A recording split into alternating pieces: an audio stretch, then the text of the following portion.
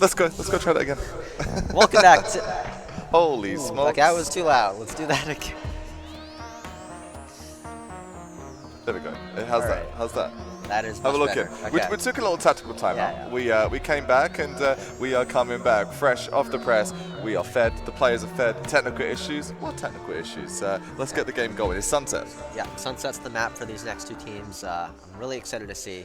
We got Jordan's Jorkers versus Big and Greedy, and right off the bat, we have the Breach and Neon locked in. That's greedy. For the side of Big and Greedy. That's some greedy util there. That's double stuns, and I'm really a fan of the Neon on Sunset, because I think with Neon you can like go slow and then quickly speed up, and then go slow again.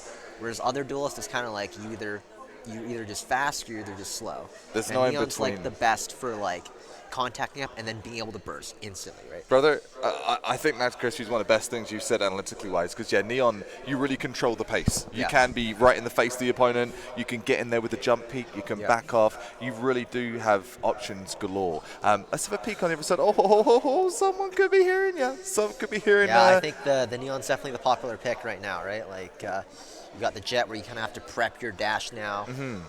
Raze, you got to prep your satchels. Yori, you have to prep your TP.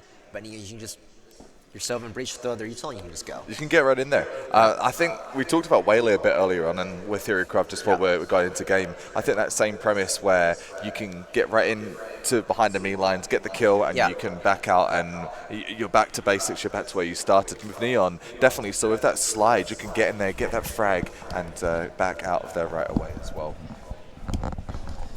So the irony too, you mentioned, it's the Sunset Series. This is the first Sunset we've had on stream. It's a special moment here. Yeah, I was thinking like they should just force the map vetoes towards Sunset every map, but I'm glad these teams chose Sunset themselves, and I'm excited. Very much so.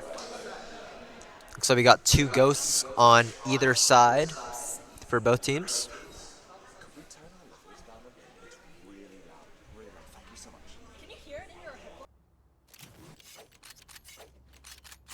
Maybe the external speakers, it's just a tiny bit loud. Cyphercam broken early. Thank you so much. Thank you. As Jordan's Jokers look to make a move up mid here. Top mid is smoked.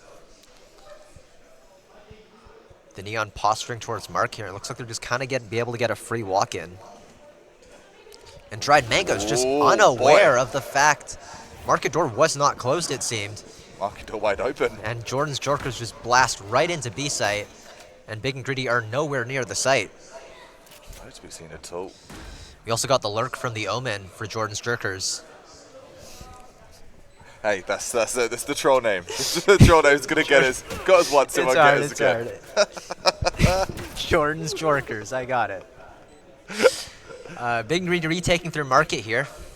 But are they gonna be aware of this flank from the Omen? The Neon doesn't, but they're out on site. Thorn with a flash in hand. Kaihua comes up on the flank. And now all three players of Big and Greedy stuck in market. Raze here in B main. But the time is ticking. Spike is smoked. And they get 2 kills. Raze with a shock dart kill. And now it's down to Kaihua. Can he deny the defuse? And he does deny the defuse. That's rude. Huge round from Big and Greedy. And a huge play from Kaihua at the end to give them their first round win. The knife attempted in round 1. Do we need to say any more? Really good post plant, I'm going to say. The retake potential right there, but good closeout by Big and Greedy. And if things continue in that fashion, that's the perfect type of attack side you need. Fast, in your face, furious. I think that Omen late lurking up through their spawn really got them. Very much so. The timing was perfect, I think, from every position.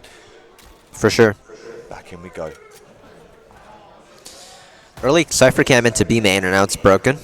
But there's 4 players of Jordan's Jorkers moving in to B main. Out on the site they come, and it's Super Infant making quick moves onto the back of B site. And it looks like it's going to have to be a full 5-man retake here on B site for Jordan's Jorkers. Looks like the main part of the retake will come through market, but oh no. Reyna and Silver moving back towards CT. Yams with a nice shot, and I don't know as well. And Raze falls as well, but Super Infant with the buck he gets too. The slide, the moves, Angel with the pick, and now it's down to I don't know. Oh, that's be so tough. And it's Super Infant who closes it out with the Bucky and gets Big and Greedy their second round. Man, what an interesting set of plays going on here right now. The Bucky, the Neon. We spoke of it in the pre-game, and the pre-game analysis is going postal right now. Neon's on both sides, just making it happen. For mostly Big and Greedy, though, I've got no complaints at all right now. They're doing fantastic on trades, and they look like they go into the site with a purpose and leave with the bomb planted in the round one. Round starting, I heard it's an early Sova dart through the one-way. It's now Jordan's Jorkers move up towards tiles. Omen Paranoia coming through. That's a nice one for Super Inf to hopefully capitalize. There's the stun. There's the swing, but gets taken out by Yams. And then Hammer follows up to take down Raze. And it looks like A main will be out of the options for Jordan's Jorkers. Just want to say or sorry, Big and Greedy. For Big and Greedy, but talking from Jordan, right? Looking at what we have so far, like weapon-wise, they're going to bat. You can never judge a team. Yams again, another frag. You can never judge a team from those first couple rounds. The first buy is the telltale, and it looking like it could be a flawless. Oh, there it is. It is going to be flawless. IDK cleaning it up for Jordan's Jorkers.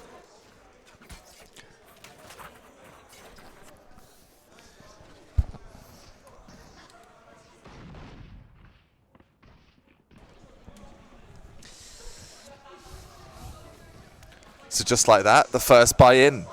The Jorkers taking their first defensive rounds. Big and Greedy came out the gates real hot, and well, are they going to be extinguished? This is a big round. Money dwindling away. All eggs in the basket here. It's a big swing round coming up here.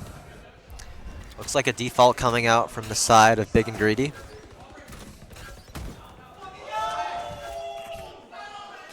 Here's some cheers in the distance. Not from this game, from another game, but the hype is real. The hype is here. Big and Greedy now have all of mid. Market drone being broken now. Top mid is smoked. Drone coming into market.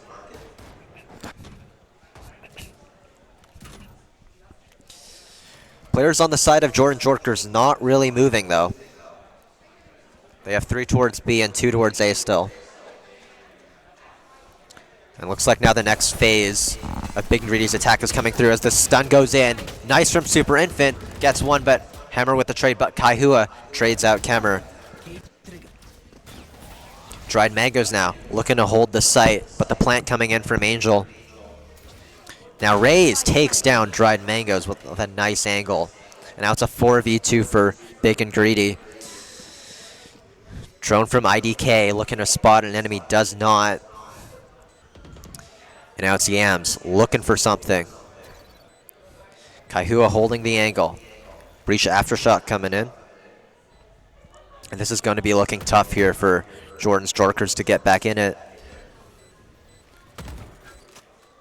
Yams, great display of shots earlier, but not going to be able to cut it off here. 3 versus 2. Crispy, it seems all but done. Time's a ticking. And now it's just down to IDK. And hoping to save his weapon, I think, and go for exit. Takes down Kaihua, but that'll be it. It'll be 3-1 for Big and Greedy. Big and Greedy, I want to say big and patient. They're just making big plays, for sure. But it's patience that's really getting these rounds to come through for them. For Jorkers, they seem a little bit overzealous. They played off of that first win for success they had. It's okay, let's get right in there again. But no, they can't. They can't play every round with the same intensity or velocity. They need to slow it down and just take a page, perhaps, out of Big and Greedy's book and just bring the plays to them. It's defensive side, right? Maybe play for a retake, switch it up. I want to see some more strategy here from the Jorkers. Yeah, I think definitely some more map control early would be good for them. And there it is, a Sova dart coming out bottom mid, broken by the Omen. But Big and Greedy again going for mid control with the trips on both of the mains. The Reyna for Jordan's Jorkers working up. There's Cypher working up mid now, undetected. Here comes the fight, and now Hammer taken down. As Big and Greedy worked up towards the A site, the Neon Ult takes down IDK. And Angel finds dried mangoes and yams. Insane from Angel. Oh, another one from Angel. What is that? What is that? Flight comes in like an absolute chopper gunner. Takes 3. I wasn't expecting 3 frags. Expecting 1, but 3. That is humongous. And 4-1. And we talked to map control. Big and Greedy saying, you know what? Let me show you an example of what map control looks like. You said it yourself. Right up the middle of the map. Cut the map in half and takes 3 frags. Yeah, I like how Big and Greedy is really playing for that mid control and then picking a site to hit or playing for a lurk play. I think it's really working out well for them right now. It's quintessential for Sunset. Is something I've been learning recently with enough games lost in Prem for my team, is you need mid-control, defense or attack, and the team that takes that the hardest and the firmest is going to get that double. Right now, looking like a one-sided tail, the Jokers. Ooh, the Neon pushing up the trigger discipline from Noob to take him out, and he collects the Phantom as well. So now Jordan's Jorkers do have a rifle to work and play with in this round. IDK gonna drone out and gonna spot the Omen. And is he gonna swing? Yes, but doesn't quite catch Kahua. And the TP out from Kahua. But Big and Greedy now all have worked up onto the A site. They have all 4 players here. But it's a 5v4 retake for Jordan's Jorkers. Can Jordan's Jorkers make this work and get their second round out on the board? Another swing round. We spoke of it a little bit earlier on. This one holds that same weight. The retake's happening right away. Big and Greedy fighting ahead of their retake, though, and taking advantage of Jordan's Jorkers not being ready, but IDK gets Angel, and now it's a 3v2 for Jordan's Jorkers. Kahua on top of the box, but Raze with a wonderful 2-piece. There's no way. And now it's all down to dried mangoes, and he doesn't have a rifle, swings out, and Kahua finishes him off. What an ending to the round by Big and Greedy. Devastating destruction coming in from Big and Greedy. Pretty sure they had 3 players there. That was a 3 versus 5, if I'm not mistaken. Whatever it was, they were down and out for numbers. They had low HP as well, but does not matter for this team. They have the clutches, they've got the trades, and man, they're just parading around the server right now. Jordan's Jorkers able to buy back into this round here. But if they do lose this round, they'll be back on an eco. So this is a crucial round for Jordan's Jorkers to win if they want a chance to stay in this half. And it's the best of one. Best of one, so punishing. These group stage games, you really have to be on your A game. For sure, for sure. 4 players from Big and Greedy and B main here. It looks like it might be a B pop, and there is no Cypher trip on the choke, and a breach ult sent in. Couple of ultis that could be a response here kind of from Jordan's Jorkers with the Sova ult. Will we see it come in? No, we will not yet. Breach stun coming in to push him back. Looks like the Clove ult's come out for them to come back into sight. The drone as well. Raze is able to kill Noob, but Hammer trades him back. Thorn with a kill. The scan, and a nice scan for IDK to get the kill. And it's IDK with a beautiful round to secure Jordan Jorkers' second round. I want to see the scoreboard here just to check it out momentarily to see what IDK is on the scoreboard.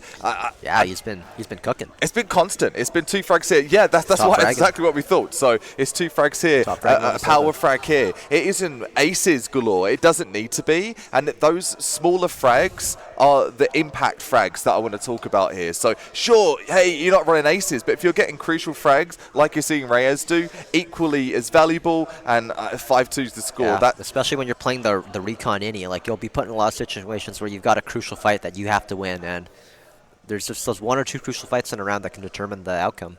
And those are exactly what we've seen over and over again from the Sova. 2 rounds, doubling up is going to be the Jokers.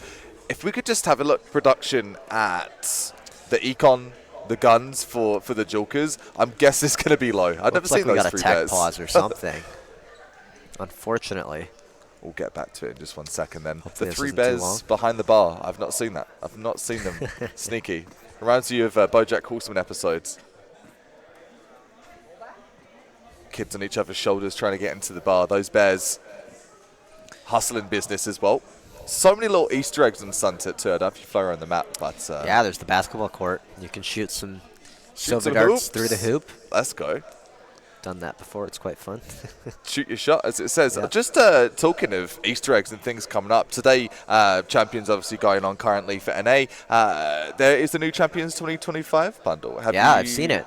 What do you think? I've seen it. It looks really similar to the EXO Vandal. Yes, it does. And I do like the EXO Vandal. I think it's got a nice animation that makes it feel really clean when you pull it out. Yeah, it does feel super clean. The music too. I'm all about the music, man. The music, the inspec, it sounds really sick. That's always a I haven't really seen it fully yet, but I won't spoil it. First thoughts, I think it looks pretty good. Knife looks pretty similar to the old Champions ones for those gun fanatics and the skin fanatics. And it also does have the flex as well, where you have the Champions sand timer. So some cool stuff. Some cool stuff coming your way if you are a skin fanatic. I've got all of the Champions ones, but I'm not sure. We'll see about this one. All right, looks like we're almost back into it here. Big and Greedy, if you're just joining us right now, just tuning in, Big and Greedy looking pretty dominant so far. The Jokers had some good frags, but they have not really gone punch for punch every single round from Big and Greedy.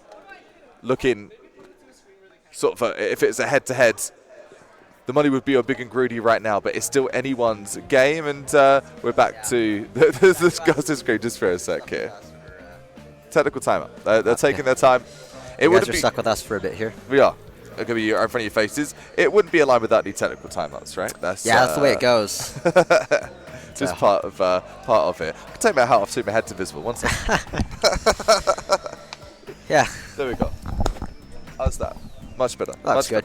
Yeah. Perfect. So, from what we've seen at this moment in time, it's going to be a matter of a couple of things I'm going to summarize. And analytically wise, Big and Greedy, we've talked about great executions from them so far. Great trades. Are you seeing one player that stands out above the rest? I think it's a great team effort. I think it's been a good. The whole team's been playing well. I think that first round guy who had a really good flank through mid. Yes. He got up through top mid and went in through their spawn. Man, him just killing the Neon there was so big because the Neon was solo, right? So like you kill that one solo guy, and now the rest of the guys are stuck in market. If you say you killed one of the market guys and then died, and there was still one like CT, that would still have made that retake pretty strong for them. So I think that was a big factor. But yeah, otherwise I think they've been playing really well as a team. I've liked how they've emphasized map control, and that they're hitting sites where the enemies have already left the site. So they're basically playing they're getting the site for free, so they're keeping a little more util for the post plant, which I think is really helpful. It's smart. It's very, very smart. When you have that sort of orchestration and that good teamwork going, and you know at some point, play util off your teammates. Yep. It sounds like an obvious statement, but it's not really something you're always going to see in your pugs and your rank games as much as you're going to see where people are competing for money, where people have a little bit more in the line. The game changes. Yeah, it's pretty big prize pool here. It is. Yeah. You listen. Anything is good for a college student, okay?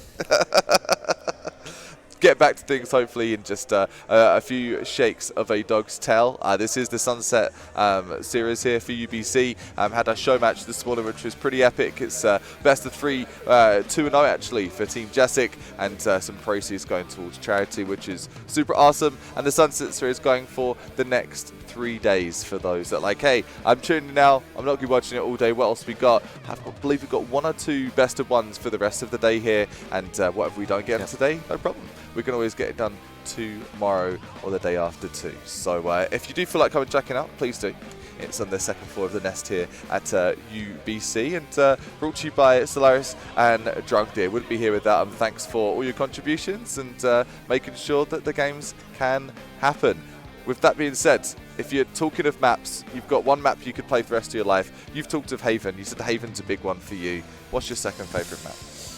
My favorite one was Lotus. Lotus, Second favorite, I think Icebox is up there. Icebox? Yeah, Icebox. Unpopular opinion. As a Viper main, it was always it's good. Now I'm playing the Sage a lot on Icebox. I think Sage is probably maybe underrated now on Icebox, I think. The lockdown you can get at mid, no pun intended, no KJ in there, but Sentinels alike, is that wall and the use too, just as one example. There's many options for what you can do in Icebox. It just, you've got you're so versatile with Sage if you play it right. Yeah, and especially just getting the wall for the plant. Like, you're able to kind of force the plant down exactly where you want it. You don't have to worry about getting spam, because Icebox, the sites are so open. They're very exposed, a lot of big angles. For sure. And I think just all the other quirky stuff you can do with Sage. I think the Sage slows are really good as well. Underrated. Stalling, just like slowing down another team, scaling, I think, especially at the highest levels, that matters a lot. And yeah, I think Sage, there's a lot of things you can do with Sage. And of course, the res now only being 7 ult orbs, I think. You beat me to the punch in that. That's a big change. And it might be something that people are like, that's not enough to really... No, it is. That changes... It changes her being more viable now. There was a point where she was stale. Yeah, I think with the way Icebox is played, it tends to be played slower and more defaulty, and teams are looking for that first pick. So if you have a slower style, it leans towards being the Sage res being more... People dying more resable positions and getting more value out of the Sage res, I think. But yeah, I think we're heading back into the game, so let's hop right back in. Hopefully shortly will be. I'm actually Abyss, I think, some of my favorite maps right now. Sunset's grown to me too. I used to hate Sunset. I agree, super real. Just because I was ass at it. But now I think I've started to understand some more strategy and the meta behind it. It's a good map, but my goodness, I think we've just seen now for the Jokers, if you aren't playing your executes correctly, your retakes correctly, you get punished. You get really severely punished. Yeah, I think goodest hack sides they play heavy for map control. A is definitely a pretty hard site to take because you got to take both lanes ideally. You do. But yeah, if teams got coordination, it makes it easy. Easy peasy. Still just a short little pause. Do believe the game will be rolling on towards the sunset very, very shortly. All right, and we're back. Just like that, 5-2 the update for Big and Greedy. Best of 1 here for day number 1 of the Sunset Series 2025. Hemmer now looking to take an aggressive angle towards A main, and he's actually jump spotted with the one-way. But once again, Big and Greedy just taking it slow through mid, trying to outweight Jordan's Jorkers. Shock dart coming from Raze to break the Cypher trip. That is not there. Now here comes the drone to reclear mid and spots 2. But instantly the Neon Stun and Breach Flash comes in to punish, but they do not quite get it.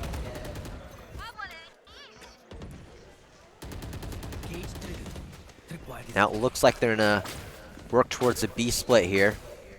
There's another Cypher trip they have to contend with. Dried Mango's trying to hold it down, but it looks like he's going to be forced into another retake. Another 5 versus 5 retake here. Savage. There's Big and Greedy waiting for their reinforcements to arrive before they retake, but they still have to deal with Angel, who's mid. Angel's been spotted. Yams looking to take the fight. But Angel not giving Yams anything, and just Angel staying alive, being a complete nuisance. What a pest. What an absolute and finally, pest. IDK deals with him. Too late, though. Like, yeah, time ticking. Hemmer finds Raze. This is still possible for Jordan's Jorkers. I noob. And insane plays from every player here on Jordan's Jorkers to win out that retake. That was insane. I'm shocked. I'm shocked and surprised. That hold from Angel at mid took 2 numbers away. Took 2 players away. It's like, okay, that's the retake busted. It's gone. It's that probably over. Wasted like 5-10 seconds. Easily but 10 seconds and 2 players. Jordan's Jorkers still able to fight back in and make it work. Regardless, still just muscling themselves through market, muscling through Boba and saying, I want my bubble tea and I want this round. Wow. We need to see more of that from the Jokers. If that's what a timeout does to them, that's awesome. They did well, though. Even though Angel was holding that mid very, very persistently, they still made a trade happen. And that is, I think, the most important, even if it was a 2-for-1. Once again, another slow start towards mid here for Big and Greedy. They're leaning heavy into this mid control. All 5 players towards mid. But now Hammer looking to go walkabouts. Hasn't spotted the trip yet, though. But he is holding the tight angle. But now Raze is going to drone him out, and Hammer will be forced back.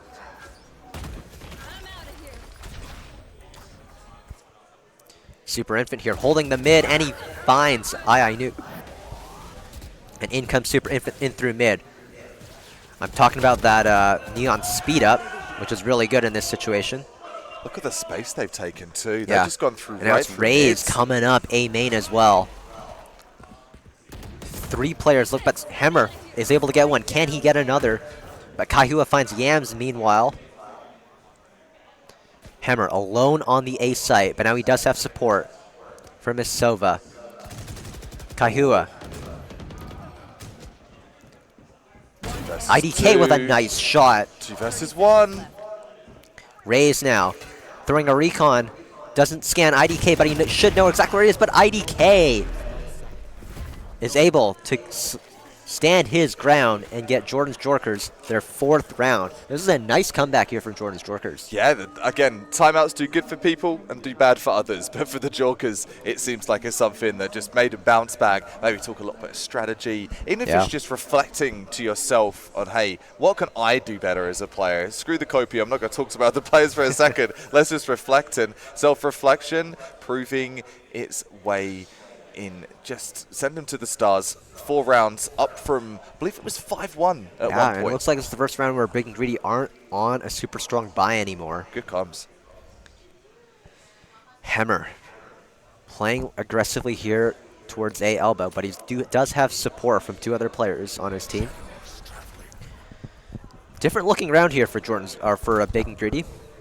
Here comes the Sova drone, tags Angel, and he'll be forced to retreat. But Hammer swings, but Kaihua trades. Oh, the dink as well. But will they expect the rain in the corner? No, they will not. I love Yams with another one. What a good bait and switch there. I think that's one of the best bait and switches in this map, actually, to be honest. That was a good one. And Yams with the leer cleans up Raze, and it is now from 5-1 to 5-5. Clinical. We did say, and a lot of people look at the commentary like, whoa, you guys have been a bit harsh, but simply put, Valorant is not a complicated game. It just comes down to the fundamentals, and we're seeing the Jokers go back to the fundamentals. They're preventing that mid-control. They're pushing the mid-control back, and they're funneling the players through the other bottlenecks. A has been a problem. B has been a problem. The retakes looking better from the Jokers. They have the whole bag, and they are looking to take the bag here in this one map. Big and Greedy looking to switch it up. They're starting towards B main here. But they do still throw that top mid smoke. And Yams getting into that corner. If Yams can get a kill and dismiss, this is a really good spot with Hammer baiting for him. Hammer making noise. Will they expect Yams? No, they will not. That's one. No. And there's the dismiss. Yams get out, and now they have a crossfire. Really good here from Jordan's Jorkers. As Hammer now retreats, it's a 5v4. No need to take unnecessary risks. This is a team that wants to take the Sunset Series. I can see it. I believe it. I'm feeling it. And interesting. Kaihua goes for the... I think they've heard him. They're holding for him. But Oh, Kaihua still? wins anyways. But Dried Mangoes trades instantly. And now the fight Raze takes down IDK. 3 versus Now it's 3. a 3v3. Couple big ults still up online. Angel though, mid. Huge kill. And Yams, a little messy, but he does get it done. 2v2 now, Spike Planet by Thorn.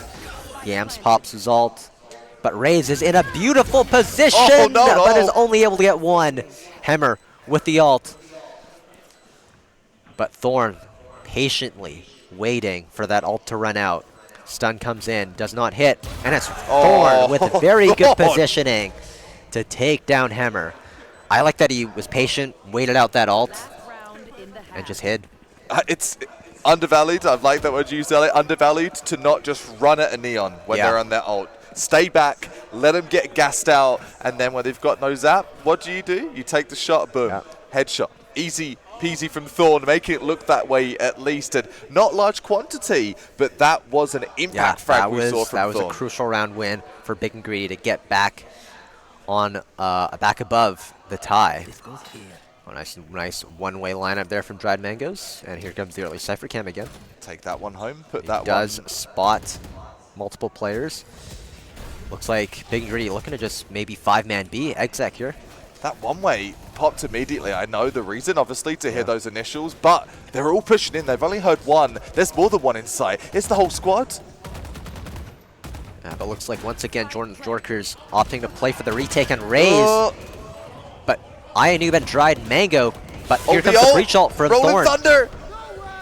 And the Silver ult from Raze. Looking to find something. What is happening? Raze finds one of the Hunter's 3 and another. Raze for 2, for 3. IDK brings it down to a 1v1. Here comes the recon. Gets a scan. Raze and IDK, and it's Raze. to win the 7th round for Big and Greedy. That is huge. They were up 5-1. They let Jordan's Jorkers back into it, but they've reclaimed their lead. Yes, they look back in control. They look like cruise control was taking them down a bumpy road, took them off-roading down the range road, but they've took it back to the highway. They are back in control of the cruise control. Yep. And a 4K to get them into that, take them into the second half, that just boosts your confidence. I think seems like they just trusted their B exec and B post plant there and just went for it for the last round and let's just probably do what you did in practice. Straight up, it was like a practice sim, and both the initiators using their ults perfectly there. Oh yeah, the Rolling Thunder followed up by the Hunter's Fury. Perfect pairing. It's like a coffee in that special cake you get at your favorite coffee shop. Yeah. It tastes delicious. It looks delicious, and man, it feels good to be accomplishing that kind of round. Into the second half. Looks like Jordan's Jorkers maybe similar idea to Big and Greedy, but bottom mid was smoked, but they're still going to work up mid as well. Brave. Door is closed. Looks like they're going for a B split here. They're waiting for maybe their Cypher to make some punch. Oh, but here they come. Nice paranoia from Kaihua. But Yams with the frenzy close range, but Angel is able to trade and take out Yams. Angel looking to play retake now, it seems, as Big and Greedy's Sova is very far away here and has to deal with this trip. Good comms on that. 4 versus 4. Yeah, they definitely are waiting for their Sova to catch up. And meanwhile, Super Infant is able to find dried mangoes. But I knew full stun and IDK in tandem with some massive kills. IDK. What is Talk that? about IDK. He's been steady and more than steady. Been reliable. He's had some good moments here. And individual reliability is not something every player has. We've seen it constantly from IDK. I don't think there's a team in the server or a player in the server right now, numbers aside. Every player is doing their utmost to be just consistent as they can be. Yeah, for sure. I'd love to see some more of that banging team play we saw in that first half, though, from the likes of Looks like Super Infant is going to force up a Bucky here on the second round. Maybe there's a play. Throwing a surprise. Maybe they've cooked something up. It looks like they've gambled stack towards A, though. But unfortunately, that is not where Jordan's Jorkers look to be starting. But they're instantly rotating, Big and Greedy. They're moving that Bucky to where they think Jordan's Jorkers are going to hit.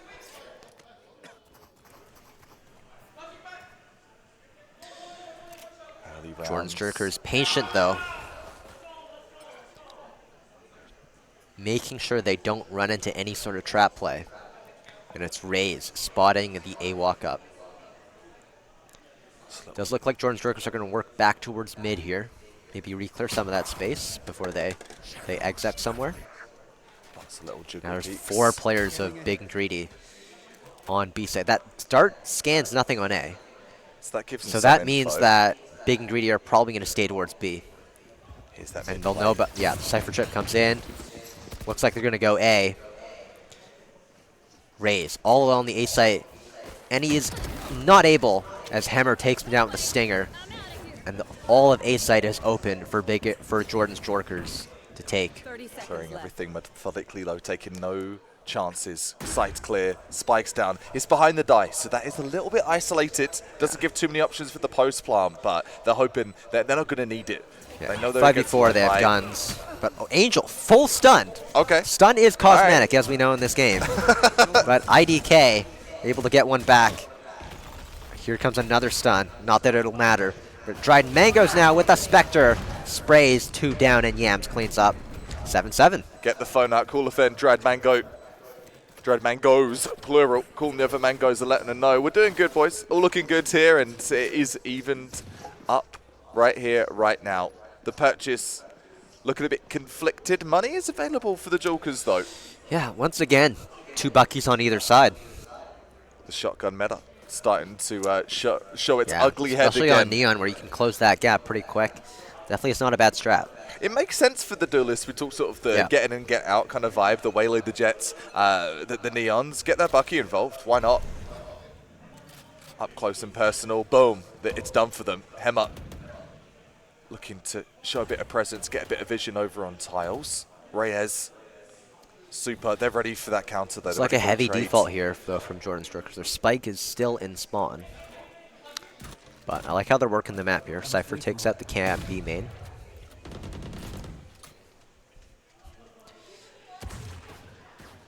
I'm not sure if this is the first time they've put a market trip, but it looks like it's been broken now. Yam spotted on the drone. Hammer as well. So Big and Greedy do have the info on where some of the players of Jordan's Jorkers are. Spike to be collected. Yep. 50 seconds. Nothing done so far. What doing? Looks like Big and Greedy have given up A site. But looks like an A site fake here from Jordan's Jorkers. They throw the drone, and that is pulling the rotations. All of Big and Greedy have left B site. The Cypher's completely off site with no setup either, so he's gonna have no idea. Oh, but yeah, now he knows as they make audio. That's not ideal though. You're right. No util on site. Site is for free, but not only that, it's a full retake with dry util on site. And the Reyna looking a late lurk mid here. Kaihua with the paranoia out in hand. Thorn with the breach stun. Race with the dart. And the retake begins. Super Infant coming in with the Bucky, and that's where we're talking about the Bucky Valley, but Ionoob trades him out. Angel taps the spike. Now sticking, but here comes the dart. He's going to have to get off.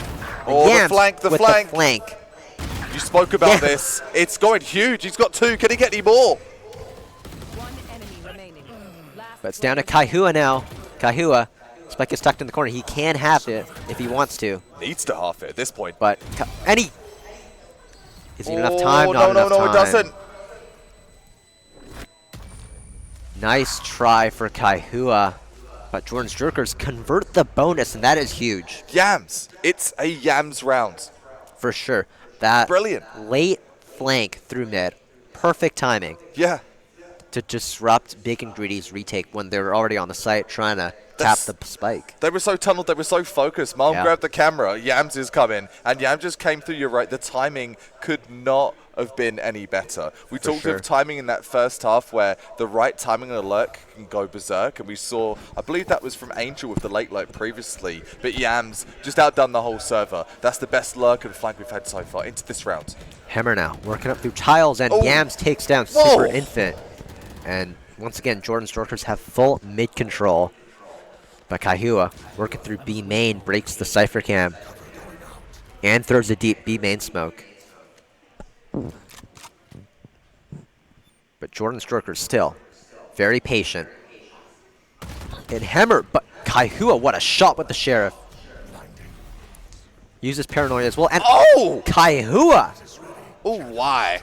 Oh, my. He wants this round 1. He wants to do it himself. And now he's looking towards B main. IDK now. This next fight could be crucial. Kaihua and Dried Mangoes. Another one. Kaihua's on the angle. Dried Mangoes. Crouch peeking into it. But they both disengage now. IDK now moving up through mid, but now he's just contended with the breach stun. Noob now as well moving through mid. There's Angel. Angel with the stinger. Back off. We're once again back to a stalemate, but Cypher is running the spike to A.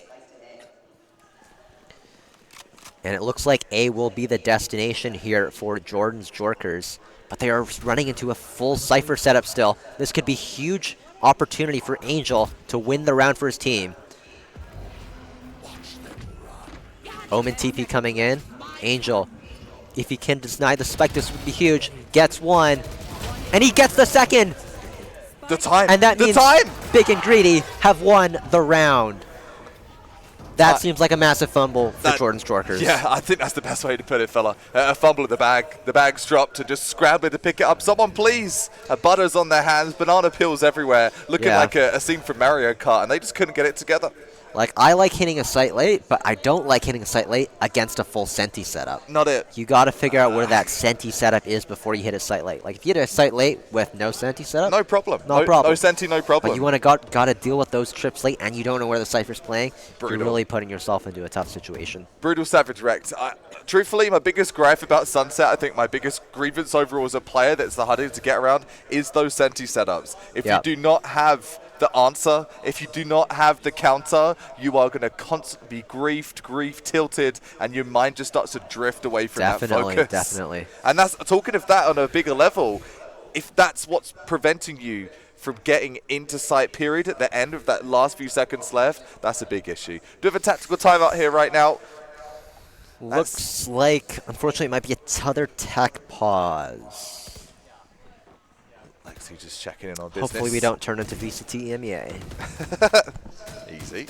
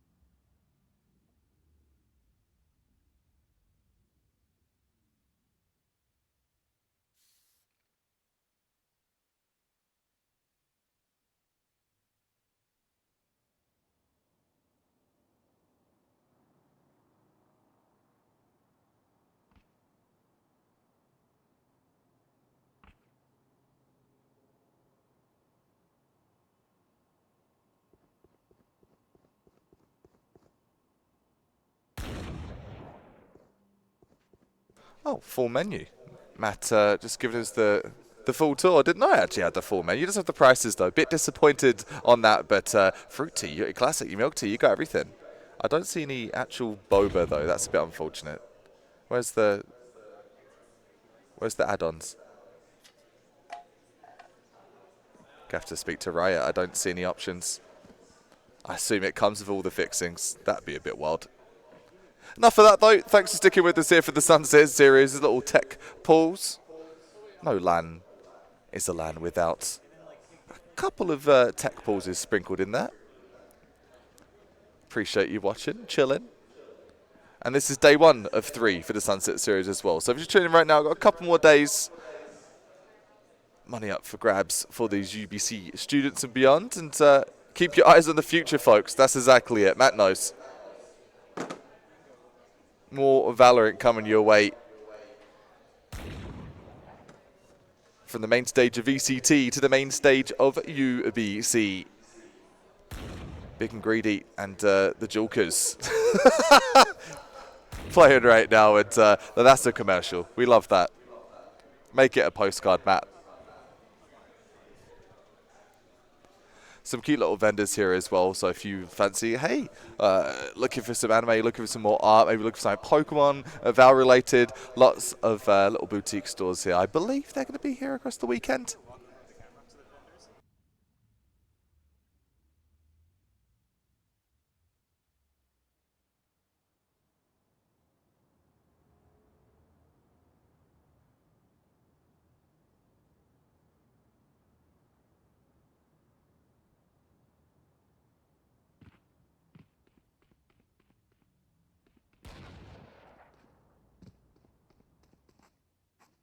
Really getting there, the full works tour of Sunset.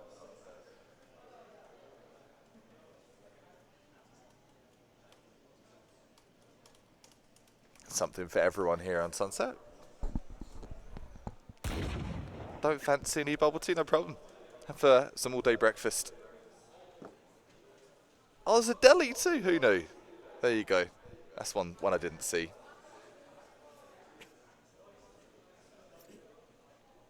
All the parts of the maps you never realise when you're obviously not looking vertically up. But look at this. The detail is intense. I've actually looked at this once because once I found an insane Sova dart that goes into that area from like spawn or something. Oh, the Sova tech. So like you could be the Sova going B main, while the rest of your team goes through market, and you can dart for them. Huge. It's pretty good. Big brain. Big brain. I'll have to Crispy find that over here. lineup again. I haven't used it because I've mostly been playing Fade on Sunset instead. So Maybe it's time. Maybe it's Yeah. to Sova. Your Sova arc is inbound. Got a team actually just on a chamber arc right now. all right, looks like we are back here. All right, I'm excited to get back into this here. let's get it going. Outlaw at the mid tier for Super. Yep.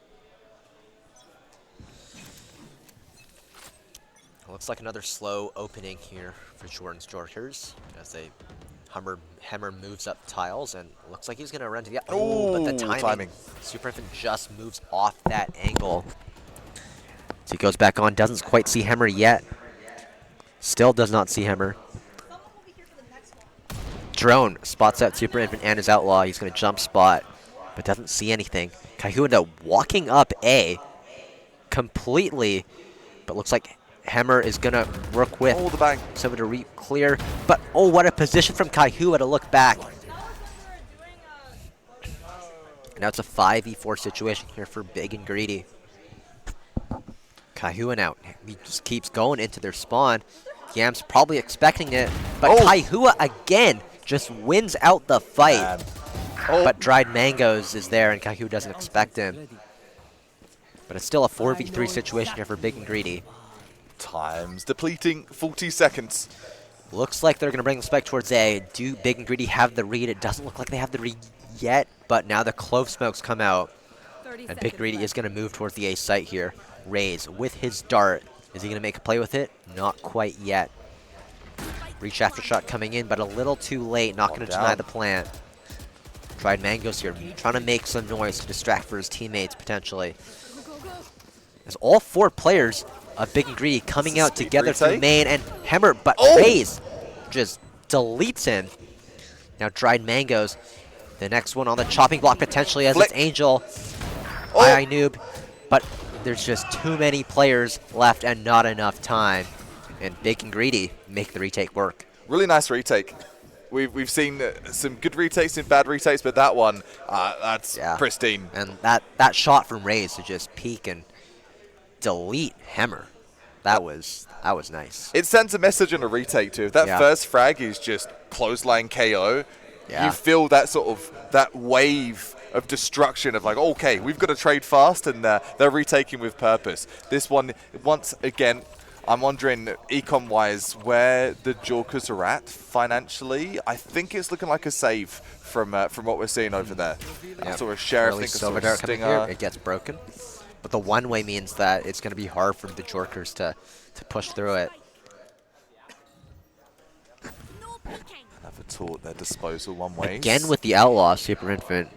Not sure they have a read that a bunch of Big and Greedy players, or sorry, that Jordan Jorkers players are on light armor, but we'll have to double check that.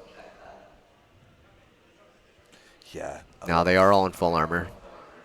A couple of players. Sentry Cage onto Mark to maybe cause the illusion that the Jorkers have taken mid, but here comes the Sova drone up A. Kaihua waits it out, but Yams. Okay, Yams. With a nice Sheriff. One tap. Takes Kaihua down, but here comes Raze now onto the angle. With a double peek out. Pushes Raze off, and here comes Hammer. No way, Thorn. Thorn with another one on Hammer, but Ianu trades it back. And Ianu again. And all of a sudden, Jordan's Jorkers are in a position where they can win this round, despite being on a low buy. Angel creeping and crawling back through mids. Super Infant here with the Outlaw. Oh, just sees a glimmer. Does he go for the spam? Sees the foot. He's holding. Last player standing. Ianu takes down Angel, and that might make it super hard for Super Infant to really get value on this Outlaw. He does get one. That's one. The stun Lots is nice. In. And, ooh, pops the ult. But Ianu wins it out for Jordan's Jorkers. Very nice from him. Back against the ropes, against the wall. Ianu just kicking back and knocking them all down. I thought Super Infant had him there. The movement, the movement coming through. After he got that jiggle one tap there, and then I thought he was feeling it. I was going to get it, but Ianu had other plans. 9-9. 9-9. It is tied up. It's tight. Such a close game, man. Yeah. To think this started out 5-1 Yeah, it's been back and forth, and that's always nice to see, especially in a best of one. It's basically like a map 3. We just This really does feel like a map 3. it's It nice feels that like you basically skip to map 3 basically. Sort of like Kaihua walking up tiles. Ooh, and who did I do? noob. 2! Wow. I'm not sure how he got the second. I guess they lined up. I think it was a spray transfer. Yeah. 90 bullets still in the mag. That's just... But Super Infant here, still up bottom mid. The Jorkers might not expect him to be pushed up this aggressively after 2 of his teammates had already died. Right, that could be really valuable. They're not actually going to press it, though. They have an inkling. Maybe someone's pushed up for that trade. I like Jorkers. The Jorkers being very patient here towards A. There is no one on A site, but you don't want to take any chances. And they're slowly contacting up here. Here comes the Sova Dart. And that'll probably pull the rotates over from Big and Greedy. So, number advantage for the Jokers. Jorkers taking their time, waiting for the smokes to come back. And there they are. That's the layer. In they come. Noob entering. And it looks like the Jorkers have all of A site and are going to set up a nice 5v3 post plant. But the flank coming in here. But Dried Mangoes and Noob get their kills respectively, and Hemmer finishes it off for Jorkers. It is 10-9. What a response. Hey, you can take rounds here and there. That's all good, but the Jokers, we can do it in flawless fashion. How about you? What's your buy looking like? Not good. And for Big and Greedy, man. their econ's not doing too hot, but they are going to force up the rifles that they can. I think their econ and their confidence taken a battering in the past couple of rounds. This is a nice spot. You've got to bear in mind as well, for LAN, Yes, this should do. it's a lot more pressure. This goes here. You've got to build up a lot more confidence, absolutely out of nowhere. People watching you, your peers, your teammates. Looks like 5 players of Jordan's Jorkers working towards B main, and there's no Cypher Trip on the choke. They are kill trips on the site. Tripwire destroyed. Shot goes in, takes down 1, and in they come. Cam tags 1, and he's going to go for the spam, and Angel gets 1. That is huge for the side of Big and Greedy. But IDK through the smoke. Menace. Unlucky for Angel there. Noob looking to get aggressive, and he takes down Kaihua. Huh? And yet, but Super Infant gets one back. Clovault popped, but it's not going to find any value as Raze takes down Noob. But Yams with the spray down, and now it's just Super Infant looking to try and win this one versus 3. 2 of the players on the Jorkers are low, though. This is possible. Oh! Both players of Jorkers are low. Can Super Infant do the impossible and win this 1v3? Slides through, doesn't connect on anyone. Waiting for his wall to drop. That's what, and that is 2! way! And Super Infant has done the impossible. Oh my, super Winning triumphant. out that 1v3 to tie the game up. I mean, we could be looking at the end of the game as such a major clutch. Oh, 4-piece. Yeah. 1 versus 3, 4-piece with a Guardian. This Neon movement is inspiring. It really is inspiring is, to be like, hey, Neon's such a good pick for It's Sunset. so fun to watch, and I really like it when Neons are set up well, and then they also sometimes over-deliver, and it's just like, you get the one you're supposed to get from your team setup, and you get another one off your own skill. So I think special. that's one of the coolest things to watch. You're right, it's one for the VOD reel, one for the highlight reel, one to watch later, but now it's time to lock in. The quick push, Yams prepped and It's ready. like another B main hit here. 4 players coming out, and again, no Cypher Trip on the choke. Just the kill trips. But it looks like the Jorkers are aware. Dried Mangoes takes down Angel, and now it is looking good for Jorkers. 5v4 situation. 2 players tucked backside for them, but it looks like they are going to reposition. No lurk for Big and Greedy. You mentioned it earlier with that Cypher drop early. That could be a problem. No mid presence. Sova ult being popped, and it gets a tag. And that's IDK taking that raise, but Super Infant instantly comes out to get another one. 2 players tucked on default here for the Jorkers, and 2 players in main. 4 versus 2. Big and Greedy. And versus that's 1. IDK taking down Super Infant and Kaihua. Another one. 4-piece. Yeah, the Jorkers, I think they've been playing well, and they got to be kicking themselves for losing a couple of those rounds. If Hemmer can do something on that Super Infant level, then we'll be really seeing a game. We need to see the Neons and the Sovas competing for this top position. 11-10, it's a 1-round game. This could potentially go to overtime. Would not be surprised at all. Yeah, I would not be surprised. Big and Greedy are on a weaker buy here, and they are forcing up into Stingers, Very trying risky. to make this work. I agree with this though. You want to Yeah, try you, and you don't want to break let 'em. the enemy team get up to 12. No, you don't want to give a match point. Yeah. Mental things happen at match point. We want to try and prevent that mental shift into we've won the game. Yeah, I think it's very winnable. Like, look at how passive Big and Greedy are playing. They're scared. I understand. Where the opponent, slowly but surely, they're working up elbow, scaling. Hammer scaling with the drone. And it looks like Big and Greedy are just going to sit back and play the retake. Looks like Race has his drone in hand, ready to pop it up. Hammer. But Hammer, holding for it, looking for the spam. Paranoia comes out. Oh, I missed. Kahua TP's across, but back comes the Neon Stun.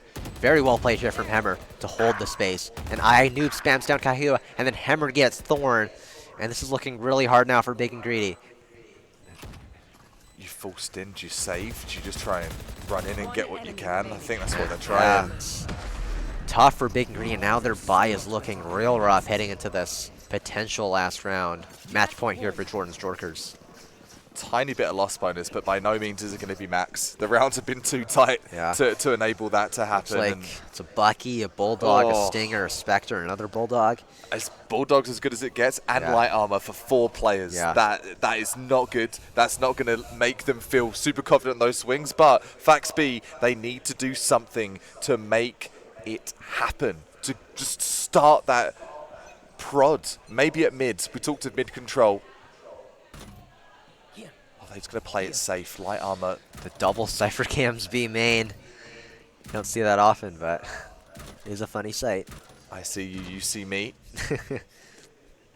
They do see everything between them, to be honest. Talking of that, do have an ult available. 3 ults available for Big and Greedy. That could be it for them. That could be really useful.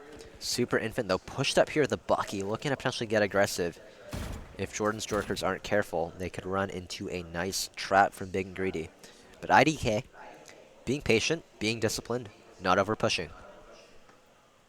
Just holding the angle. Timing is everything here. IDK. Pick up the dart, and it is going to spot that shotgun. Stun coming out. And then Neon Ult popped.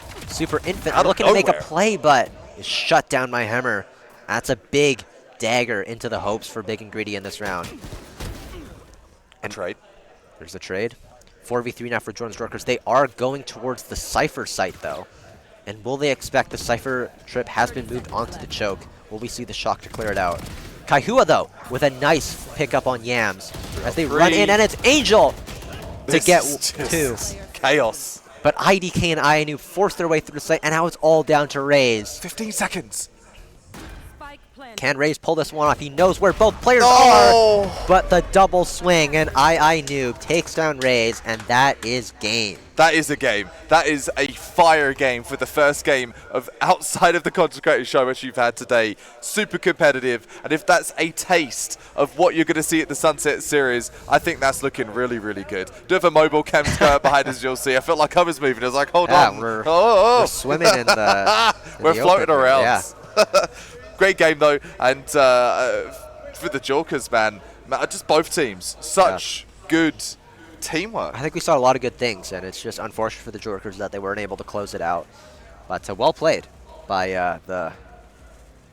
Oh, man, these names. Trying to rack my brain as well. The Jorkers to be taken out, and from what we just saw, it will go to it in just a second. Yep. And we have one team that we're going through. We'll confirm them in just a memento, por favor. But from what we're seeing tactically, that proves if this is the beginning, this is day 1 of day 3, there is a lot of tactical input and planning that goes into these games. Sunset is a very, very tactical map, and that had some essence of some VCT execution. Yeah, I think both teams definitely playing a lot for the mid control before they decided on a site to hit, and I think that's the way you got to play Sunset, because if you just hit a site when the other team retakes, they're going to have that mid control and they can retake from more angles. Whereas if you've taken that mid control and taken other parts of the map, Yeah, the other team's just going to think, oh, we're going to have to just retake through CT and maybe mark it or something, and it's going to make it harder. And So, that's something that Big and Greedy is. Big and greedy, yeah, big and greedy. That's something Big and Greedy, I think, did very well, and that's the one difference between the two teams, where it led to that 5-1 lead in that first half, mid control. They were defaulting mids. They weren't just, we're going to force market. They were going up straight to the top of mid. They were defaulting and falling off mid. You have to be so eternally dynamic on Sunset, and as you saw for Big and Greedy, it worked extremely well. Well played from Big and Greedy. Yeah, anyways, stay tuned. Our next match is coming up very, very soon. Yes, it is. Yes. And for me, it's going to be done for the day. I will catch you guys along with Crispy tomorrow. Crispy, it's been a slice, bro. And it's been a pleasure. Until next See time. you tomorrow. And we'll catch you guys very shortly. Peace.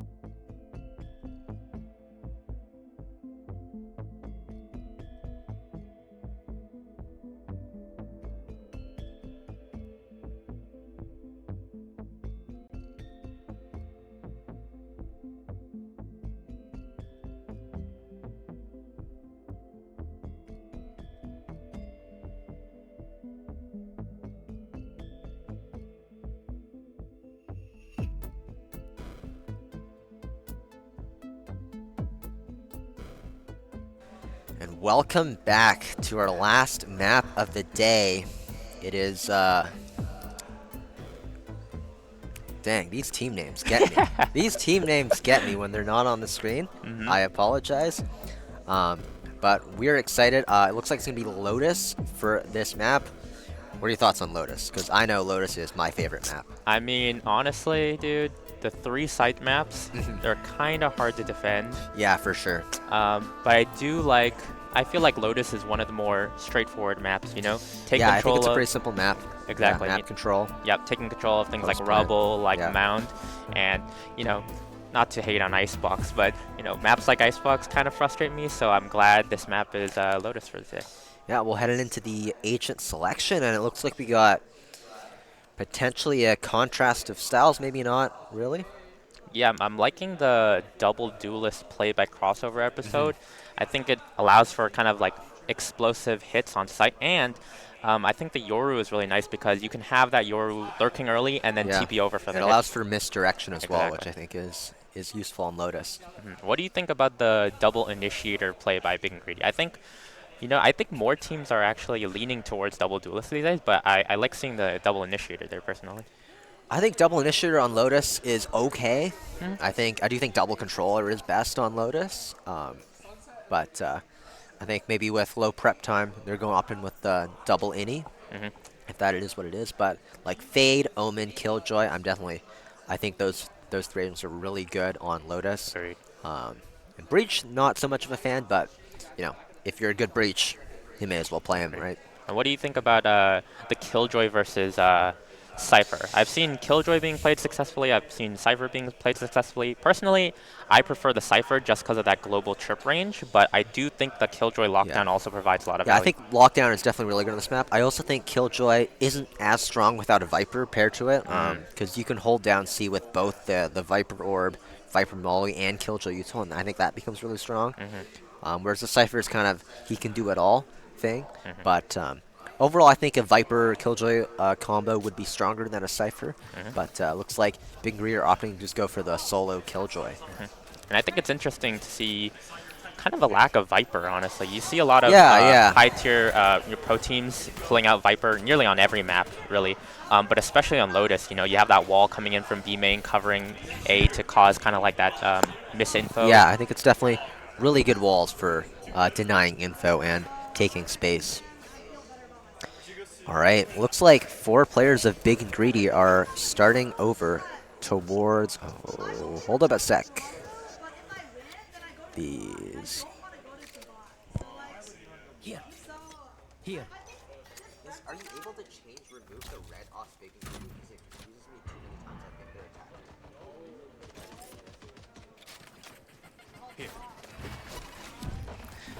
All right, here we go. It looks like an early start towards C.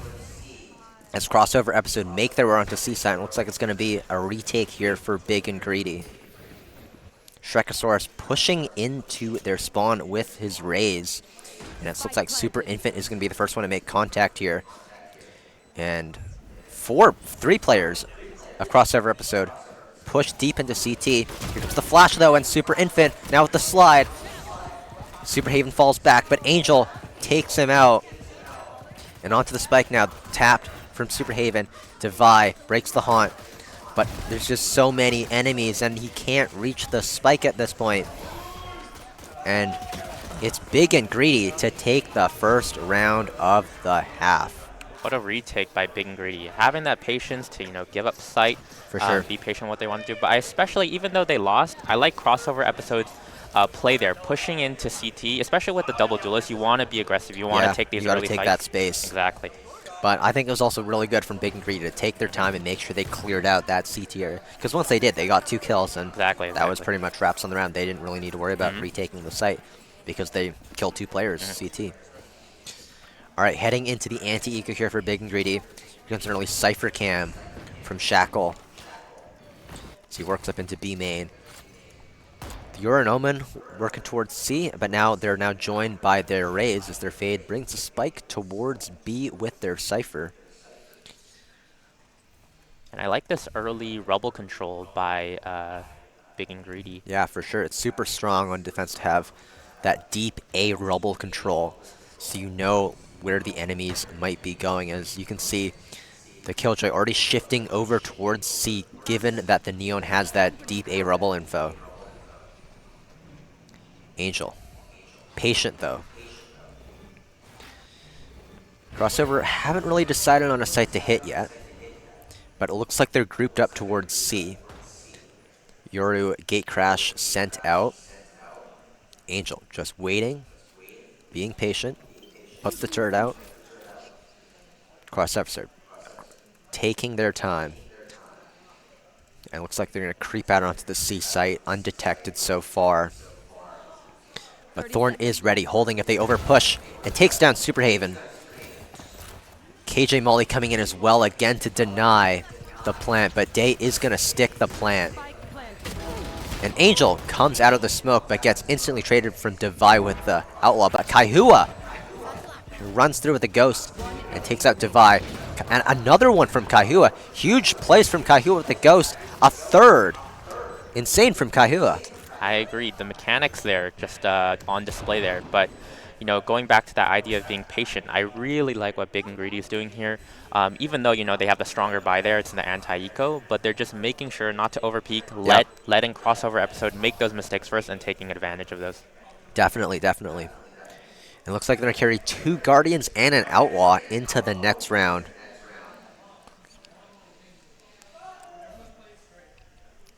While Crossover Episode are going to be able to buy out, though Devik is on a stinger. Now this round could be anyone's. The buys here looking so, quite yeah. similar. Obviously, Crossover Episode has a few more full buy guns, but it's really anyone's game here with that Outlaw, with the Guardian. Yeah, this is not a weak bonus for Big and Greedy. The smoke, but the Haunt does reveal that Devik has crossed, but Superhaven gets the spam onto Super Infant. Huge from Superhaven there. Very good spam. Dog into tree. The Superhaven scales up. But Crossover Episode not speeding things up too much, taking their time. Potentially looking at a B split here with their Cypher through B main. And Day collapses on Angel, but Angel is able to get him. But Shackle trades him out. And Superhaven finds Thorn. And now Crossover Episode have the B site. But Kaihua! Wow. What just happened? Kaihua comes out of B upper and annihilates 4 players of Crossover Episode. We got to see that again, but we have no replay. I mean, what a crazy play there by Kaihua. I mean, basically pulling that round out of nothing. I didn't even see what was happening. He just came out of upper and killed 4 players. You know, the mechanics like that are what really brings you out of those rounds. Saves you from basically loss. Sure. Season 8 here does not connect, and Kaihua kills Superhaven. But Devik gets one back. Kaihua forced retreat, but Super Infant with the Outlaw takes down Devik. But Day with a nice Guardian shot to finally put an end to Kaihua's reign on the kill feed. And I'm really liking the way that Big and Greedy are fighting for this early A spot. Just making sure that Crossover Episode isn't able to take that space for free. Crossover Episode now. Looking to walk back towards B or C here. Angel with his turret holding B. And it looks like Crossover's going to head over to the C site here with 50 seconds left. Still a 2v3, still winnable, especially on Lotus where the defenders get spread out really thin. You have 2 players of Big and Greedy still towards the A site. If they're able to isolate Angel here, there could be a chance, but here come the nanos being popped. And Angel playing it safe here towards CT. 30 seconds left. Day spots Angel. Another nano coming in, but it probably won't find any value here as Shackle backs off. The Sheriff shots aren't quite connecting. Superman gets tagged by the trip. Shackle does fall to raise his classic though, and that is it for the round as Big and Greedy get their 4th. And again, just a masterclass by Big and Greedy, just showing off that they're willing to retake and not only that they're willing to retake, but that retaking might be better than their site holds, to be honest. Yeah, they waited for all 3 players there and executed it well. Yeah, the discipline from Big and Greedy coming out here is just, it's really beautiful to see, actually.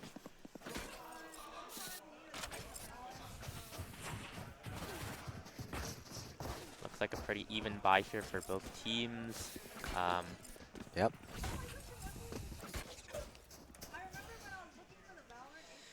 We'll see if Crossover here have an adjustment. What they've been doing hasn't quite been working out so far, but 4-0 down, they need something to change. Seems like more of a C leading perhaps default, or even a fast side hit coming up. Yeah, it looks like they're avoiding the A fight for now, or Crossover. Angel with the jiggle. Nade coming in from Day to break some of that Killjoy utility. And that smoke to potentially fake a cross coming out from the side of Crossover. But it looks like Crossover are going to work back towards A here. The Afraid Prowler used to clear part of Rubble. And that door also popped to clear front B. Super Infant and Shackle trading. Bullet shots, front B. Angel with a nice angle onto Day and gets the entry opener. 5v4 here for Big and Greedy. Shackle now looking to explore B, but the rest of his team is out onto C. But Angel and Thorn in tandem take him down, but Shrekasaurus answers back. Paranoia comes, nice paranoia from Devik, but Angel stays alive in the smoke. And Angel's going to be a massive problem there in the end for Crossover. Hiding in that smoke, Devik unable to spam him down. And that's 5-0 now for Big Greedy. It's a great showing for Big and Greedy right now. They're really showing that they're taking control of this map. And I do think while Big and Greedy is showing off, you know, their retakes, their site holding, I do think that Crossover episode needs to be utilizing that Yoru a bit better on the lurks. They're not really taking space A main, trusting that Yoru to take that space for himself, and I think that's a big problem considering their double duelist comp. Yeah, we'll see what Crossover has in store for us this round, but the Outlaw here coming out from Raze, and that is going to definitely do some damage. The 2 Outlaws on the side. Big and Greedy, and Kaihua pushes out B and takes down Shrekasaurus. Kaihua's been on one this game.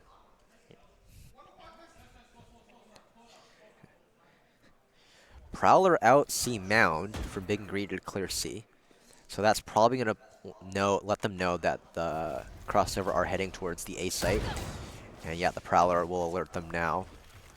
Thorn on backside A. And now he has support from Super Infant. Looks like Crossover are they're gonna push through stairs actually as a group of 3, maybe looking to surprise Kaihua, and yes they do. Super Fat BB takes down Kaihua, and they still have plenty of time to Crossover to make a play, and they have some dangerous players as well.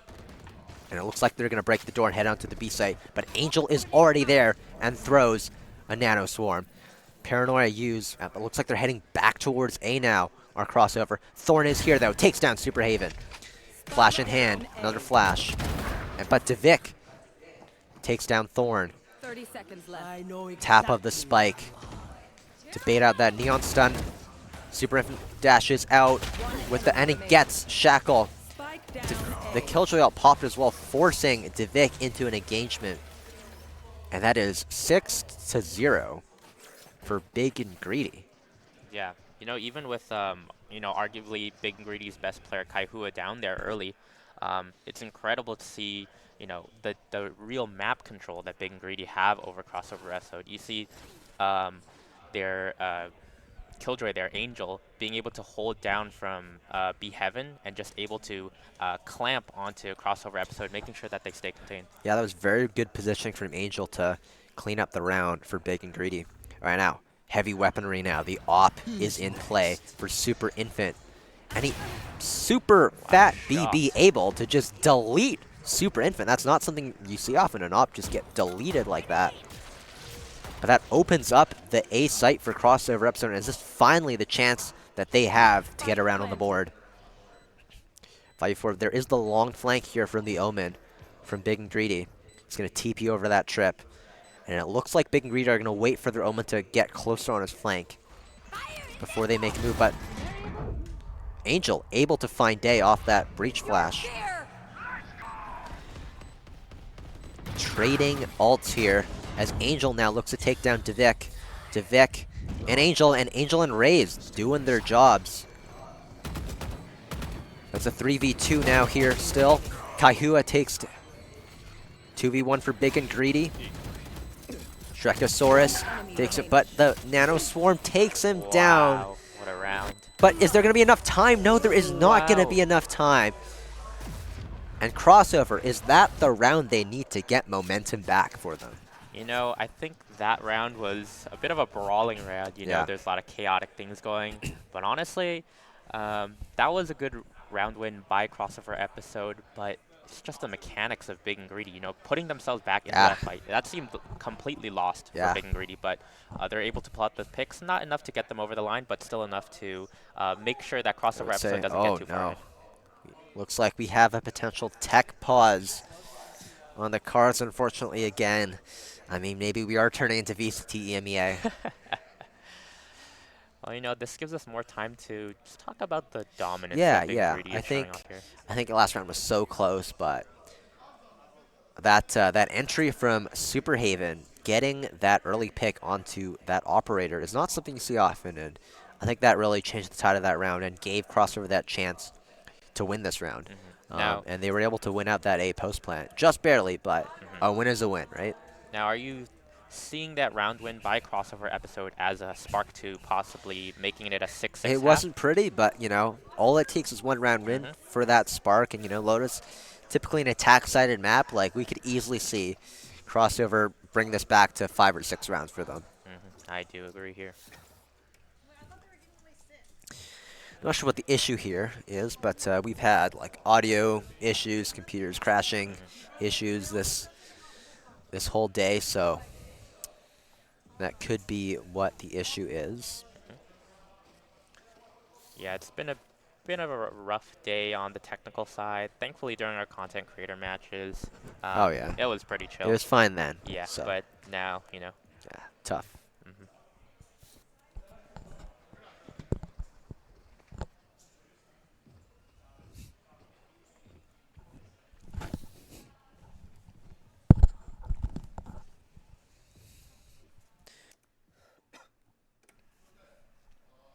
Now, to see, maybe not interesting, but it's kind of surprising to see that Big and Greedy just, you know, keep planting that Killjoy onto that C site, you know. Yeah. That setup has already been, you know, somewhat exposed or at least known of by Crossover Episode multiple times, but they still trust Angel to hold down that site to lock it down. Yeah, and I think their retakes have been good even when they've lost that C site. Crossover Episode haven't been able to capitalize on the fact that they've been able to take C site. Big and Greedy have just been able to retake it every time. Maybe. All right, looks like we are heading back into it shortly. Let's hope. There we go. Looks like our player is back, and we are ready to get this underway. Now, last map, we had an extended tech pause, and the team that was behind came back and won. So, not trying to drop parallels, but, you know, it is a common occurrence in Valorant. Like, the team that's losing, they get a bit of a breather, they get a bit of a mental reset, and you never know. Like, Valorant's such a momentum-based game. Crossover could easily come back here. We'll see what pans out, and it looks like it's Raze here with the Outlaw, where his KJ setup is as well, but it looks like he's going to look to take an early fight. Cyphercamp does not spot him, and Day walks right into a 140 Outlaw shot, but manages to stay alive. So the rest of Crossover work towards A, but Super Infant picks out Superhaven, and Raze picks out Day. The Outlaws just doing massive damage today. He's doing some really good work for them, just making sure to punish those overpeaks. Door tap here from Crossover, and it looks like all three players are going to work towards A. Another Outlaw, big 140 damage, and that other second shot goes just wide. Three players of Crossover Hound moving out onto A, and another Outlaw shot, but still no kill yet, but 2 players down to 10 HP, and that Judge is going to do some damage, but it's not going to. Shackle down to 10 HP, but this would have to be a miracle. And the shorty jump from Angel cleans it up for Big and Greedy. That is tough to see for Crossover. They came close once again, but not quite able to close it out. But still, 4 more rounds for Crossover to potentially make this still a 7-5 half. It's definitely possible to bring it back to a 7-5. And then at that point, it's anyone's game, really. A 2-round difference. It's a big round difference, but it's, in the grand scheme of things, it's definitely overcomable. But that round was just really showcased how powerful that Outlaw can be. For sure, for sure. And again, Big and Greedy with 2 Outlaws. It's basically 2 operators against 2 better operators, almost, with the double shot. Looks like now Crossover looking to work up B here, but Kaihua has a judge, and that is probably the worst weapon that Big and Greedy could be running into. It looks like he need to be careful, but Raze has caught out Shackle on his C-Mound lurk. And now Super Haven working back towards C-Mound to reclaim some of that space, and so are the rest of his teammates. Smoke thrown towards a Rebel, trying to maybe cause a ruse, but doesn't look like Big and Greedy are biting it. Oh, maybe their Neon is staying. Shrekasaurus front B here. And then Raze again with the Outlaw, finding massive damage. Another 2 kills with that Outlaw. Raze has been feeling it with that Outlaw. And now it's just Divik and Shrekasaurus to maybe make something out of this round, but without the weaponry, it's going to be tough. And Divik just TPs to his death, unfortunately. And Raze, oh, 10 HP though. That shorty from long range will do damage. And yes, it does. The ace, the long range shorty. I mean, it's one of my favorite things to see, honestly. It's always nice to see that. I mean, what a way to cap off that ace. I mean, you could say that he might be abusing the Outlaw there, but honestly, it's just a really great show of how powerful this weapon can be in the right situation. Yeah, and finally, a timeout coming out from Crossover Episode. I think they're really looking to get at least 4 rounds, because if they don't get up to 4, Lotus typically an attack-sided map. It is going to be hard for them to come back on the defense side, but we shall see what they come up with what they come up with in this timeout. Now, are you thinking that this might be a little too late because, you know, the economy is favored? Yeah, I think I ideally always want a timeout if you're down 4-0. I think that's 4 rounds you lost and 4 rounds that you probably made a lot of mistakes, and there's a lot of things to talk about. But, I mean, still worth taking a timeout anytime when you feel you need it. So, hopefully, Crossover Episode can come up with some ideas on how to break Big and Greedy's defense that has been rock solid so far, minus that 1 round where they lost by like 0.52 seconds. Yeah, and Crossover Episode looking to probably get some of their really powerful ults online. Yeah, for sure. Make sure to combo those to maybe get a guaranteed round and start things to snowball. Yeah, Big and Greedy, though, are holding on to that Fade ult.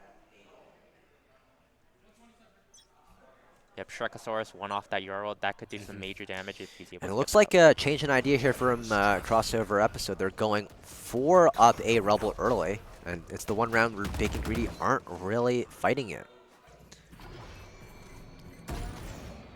Door open here, Prowler through, and it looks like Crossover are going to work towards the A site. Super Infant here in blue room. Crossover Episode still taking the time, and here comes the Fade ult from Big and Greedy. And Angel takes down Day, and Super Haven falls as well. It's not looking good for Crossover, and Shrekasaurus TPs to his death. And now it's all down to Shackle, and the Guardian just isn't going to work out for him. It's 9-1 for Big and Greedy. I'm not sure we were expecting such a massive gap this early. Yeah, this is definitely, if it wasn't looking good for Crossover Episode before, it's definitely not looking good right now. Honestly, I might just say it's an aim diff right now. It seems like the macro plays are not really that important. I mean, Big and Greedy are hitting their shots. Crossover, not so much, but Big and Greedy are playing well. Yep, I mean, you can't discredit Big and Greedy for just being on top of things, being able to collapse in on Crossover Episode and make things happen. All right, heading into round 11 now. And it looks like another default here from Crossover, potentially, yes. Multiple players worked up B main, though. And it could be a B pop. Raze nade coming in. Super Infant has to move out of his position, but he's still in a strong position up close to the choke. And Crossover aren't going to commit to B hit. Instead, they open the door and look towards C, where Angel is once again holding that angle. Satchel across from Day, and into the site are Crossover. Angel does have his mollies ready to deny the plant, though. Day has to wait out the molly before he can push, and that gives time for Big and V to rotate over. Angel now looking to invest the lockdown. It doesn't cover all of sight, but it covers enough to put the pressure on Crossover, and Day and Shrekasaurus both fall. But Devik with the judge pushes into CT. Is he able to get out of the ult in time, though? He will not. He will get detained. He does TP out, and is he going to cancel? He does not cancel, but it's down to... But it's a 3v1 now for Crossover, so it is looking good for them. Raze now in a 1v3, and so much to do. Shackle holding the angle, doesn't get the kill, but the info is there. Raze, though, looked promising for a sec, but Superhaven quickly shuts it down. That judge, I mean, that did some work. Finally, Crossover episode get their second round. Is this the start of a comeback, potentially? I think, I mean, look at that. It's 9-2 right now. If Crossover episode win one more, it's the infamous 9-3 curse. That could turn the you never tides know. And I really If, like... all it takes is a couple rounds in a row to get that momentum back. I was going to say something about how Big and Greedy seem to be disrespecting Crossover. You know, Super Infant staring in front of that smoke even when they have worse buy, but, you know, Crossover episode made sure to punish them. Angel now holding the C-mount angle. I don't push him in the corner, but Shrekasaurus aware spams Super Infant down. That is very smart from Shrekasaurus. And it looks like they're not going to explode him to B just yet. I think that's a smart play. And Crossover going to look back towards C potentially here. Door is tapped, but Day walks out onto B. Not often you see a Raze just walk out onto B like that. But the Prowler from Superhaven out onto C, and they are out. The Yoru flash through smoke. Angel is full flashed, and Shrekasaurus lands the shot. And finally, some stabilization here for Crossover, looking to bring this to 9-3. And Day is in such a good spot. He's going to hear the audio from Thorn, gets the kill, and Raze falls as well. Showstopper popped, and Kaihua TPs to his own demise. 9-3. Now we go to the defense side where Crossover episode are playing a double duel, so we see how they approach this if they want to come back. They have a Sheriff and 2 Gults already. What are your thoughts on this upcoming half?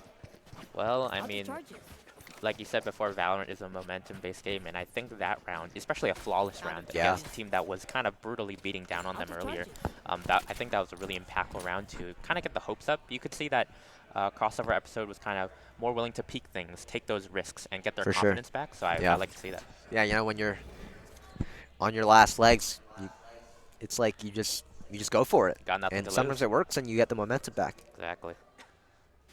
Looks like we got an eye lineup here from Superhaven overlay, but the rest of his team is stacked towards C. Looks like they're expecting a C push. But it's Big and Greedy that are instead working at B, but there is going to be a Cypher trip to greet him. Shrekasaurus being real aggressive, and it's not going to work out as Angel punishes him for an overpush. And Day able to get one, but Raze fans out. But Devik and Superhaven able to get some kills, but it's a 2v2 situation. But Angel is low and making a ton of noise. And now he's going to plant. But Kaihua takes down Shackle. And it's down to Superhaven. Both players are low, and Superhaven, what a shot. Superhaven versus Kaihua. Hop into the smoke, and Kaihua hops into it first and takes down Superhaven. Insane from Kaihua, and that is going to make it so hard for Crossover to come back, losing that second pistol. I mean, it was a great play by Angel there to hold his ground, even in the face of 3 players, and that kill that he got onto that Yoru made it so that his team that was pushing through B main was able to, you know, open that door, surprise him, and it did turn into a bit of a messy brawl, but, you know, in the end, Big and Greedy was able to pull that round up. Yeah, we'll see if Crossover come out with maybe an interesting plan this round. Shrekasaurus pushing out C-Mount again with Shackle as the bait, but Angel gonna be wise and just back off and not fall for any trap. Holding the angle. Shrekasaurus continuing to work up well. The rest of Big and Greedy are working up towards A. They are contending with the smoke, but that has faded. Super Haven jiggling. 4 players, Big and Greedy working up A. Angel still holding the C line here. Shrekasaurus pushed fully up. And Shrekasaurus is going to be aware, hearing that Nano being thrown.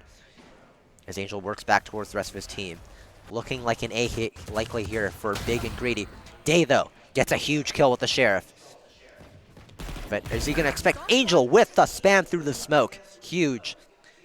To stabilize it back to a 4v4 for Big and Greedy. Shackle now. Working through stairs. Angel in the smoke. This is going to be a tough retake here for Crossover. But Angel has been spotted. But he is expecting the flank from Shrekasaurus, which comes.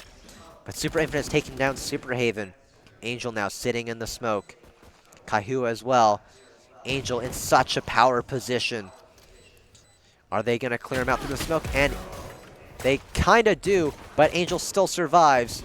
2v2 now. It's all down to Shrekasaurus with not much health and not much time. And now the Nano being popped by Shrekasaurus. Is he going to have enough time? He is not going to be able to have enough time. Heartbreaking for the Crossover episode again. And honestly, that round went much closer than I thought it was going to be. The Shrekasaurus able to kind of equalize that round in the last 3 seconds, but it wasn't enough. But what I liked from Crossover episode is that they're doing what their comp is really good at. Yeah. You know, taking that early space, being willing to risk that Yoru's life in order to take more map control and be able to rotate their players on other sides. Yeah, no. Now an Outlaw along with 4 rifles coming in here for Crossover. This is their last chance probably to get back into this game. They need to win this round. And it looks like potentially a fast B-pop here for Big and Greedy. Haunt coming out, sees towards Breakable. And Crossover are going to be forced to play a re-kick. There's the Neon stun to force it back. And Day gets shot down with the Deagle, and Raze pushes through, and all of a sudden it's a 4v3 for Big Greedy. The spike hasn't gone down yet, which means they can go A, but Super Haven finds Angel. That's a crucial kill. 3v3 now, as Raze gets the plant down. But Kaihua on the line, but the timing just misses it. Now he TPs over on top of rubble, and Shackle is looking every which way. Meanwhile, Kaihua has found Shackle. That's just huge. Crossover episode now just have Shrekasaurus left. 10 bullets to his Phantom. Can he close it up? But Kaihua's peeking out. Shrekasaurus unable to win out the 1v2, and Raze with the Stinger moves Big and Greedy up to 12. This game is no longer looking very good for Crossover episode. So many close rounds that they have just been unable to convert. Yeah, and I'm really impressed by Big and Greedy. Their willingness and their smart idea to all collapse in on that B link breakable and just punish the players that were doing an early A push and then quickly, repositioning to that A hit.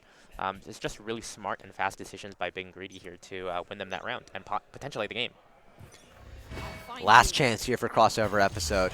I comes out towards A, and they rotate back towards C. And the Yoro giving them the info that Big and Greedy are outside of B. Shrekasaurus TP's back towards his spawn, and now the round is reset. 3 players of Big and Greedy front B, though, and it looks like they'll open the door to get back into C man. All right, he's going to... Kaihua has Paranoia out. Potentially a C fake here, or is it going to be a hit? Smoke's coming in, and yes, it looks like it's going to be a hit for Big and Greedy. The last chance for Crossover to get back in this game, but Super Infinite takes one down, but Super Haven did get a kill. Shackle falls, though, but Shrekasaurus trades, but Raze with the Outlaw, and that's a 3v2, and the lockdown's been invested. This is going to be very hard for Crossover episode to get back in this. But their tournament lives depend on this round. Super Haven flashed up, and he's being pushed by 2 players. It's going to be so hard, and Raze takes him out with the Sheriff. It's just down to Devik. Devik walking up CT. He's going to have to kill 3 players likely here. And now Big and Greedy. Their players playing in very ratty positions. Devik looking for a kill, and Raze finishes off the game for Big and Greedy. Well played to Big and Greedy, and that does it for our first day here at the Sunset Series LAN. Big and Greedy surviving in the lower bracket. Yeah, I want to say that was more, you know, some crazy macro play by Big and Greedy there, but honestly, I'm thinking it was a bit of an aim diff there. Kaihua and Angel just pulling out these crazy plays in order to, Yeah, I'm surprised Kaihua only has 17 kills, yeah, given that he had that 4K on mhm, like their bonus round to convert. That was huge. yeah, felt like he And had a yeah. 40 kill game.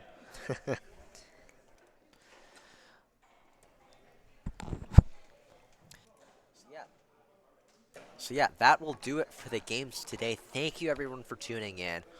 Make sure you join us at 12 p.m. tomorrow. That's when our games will be starting up tomorrow here at the UBC Nest. And yeah, I hope everyone enjoyed the games. There's going to be tons more awesome games. I believe there's even some teams that haven't played yet that are going to get a chance to play on stage. And yeah, any last thoughts on today? Yep, just want to shout out our sponsors. Oh, yeah. This VALORANT LAN was brought to you by SOLARIS and DrunkDeer. Thank you very much for sponsoring this event and allowing these crazy teams to be able to show off their Yeah, prowess. it's been super fun getting the Creator Show match and getting these two next maps where we've had some really good teams play against each other, showing us some really awesome stuff. And yeah, that's all for now, and we'll see you guys tomorrow.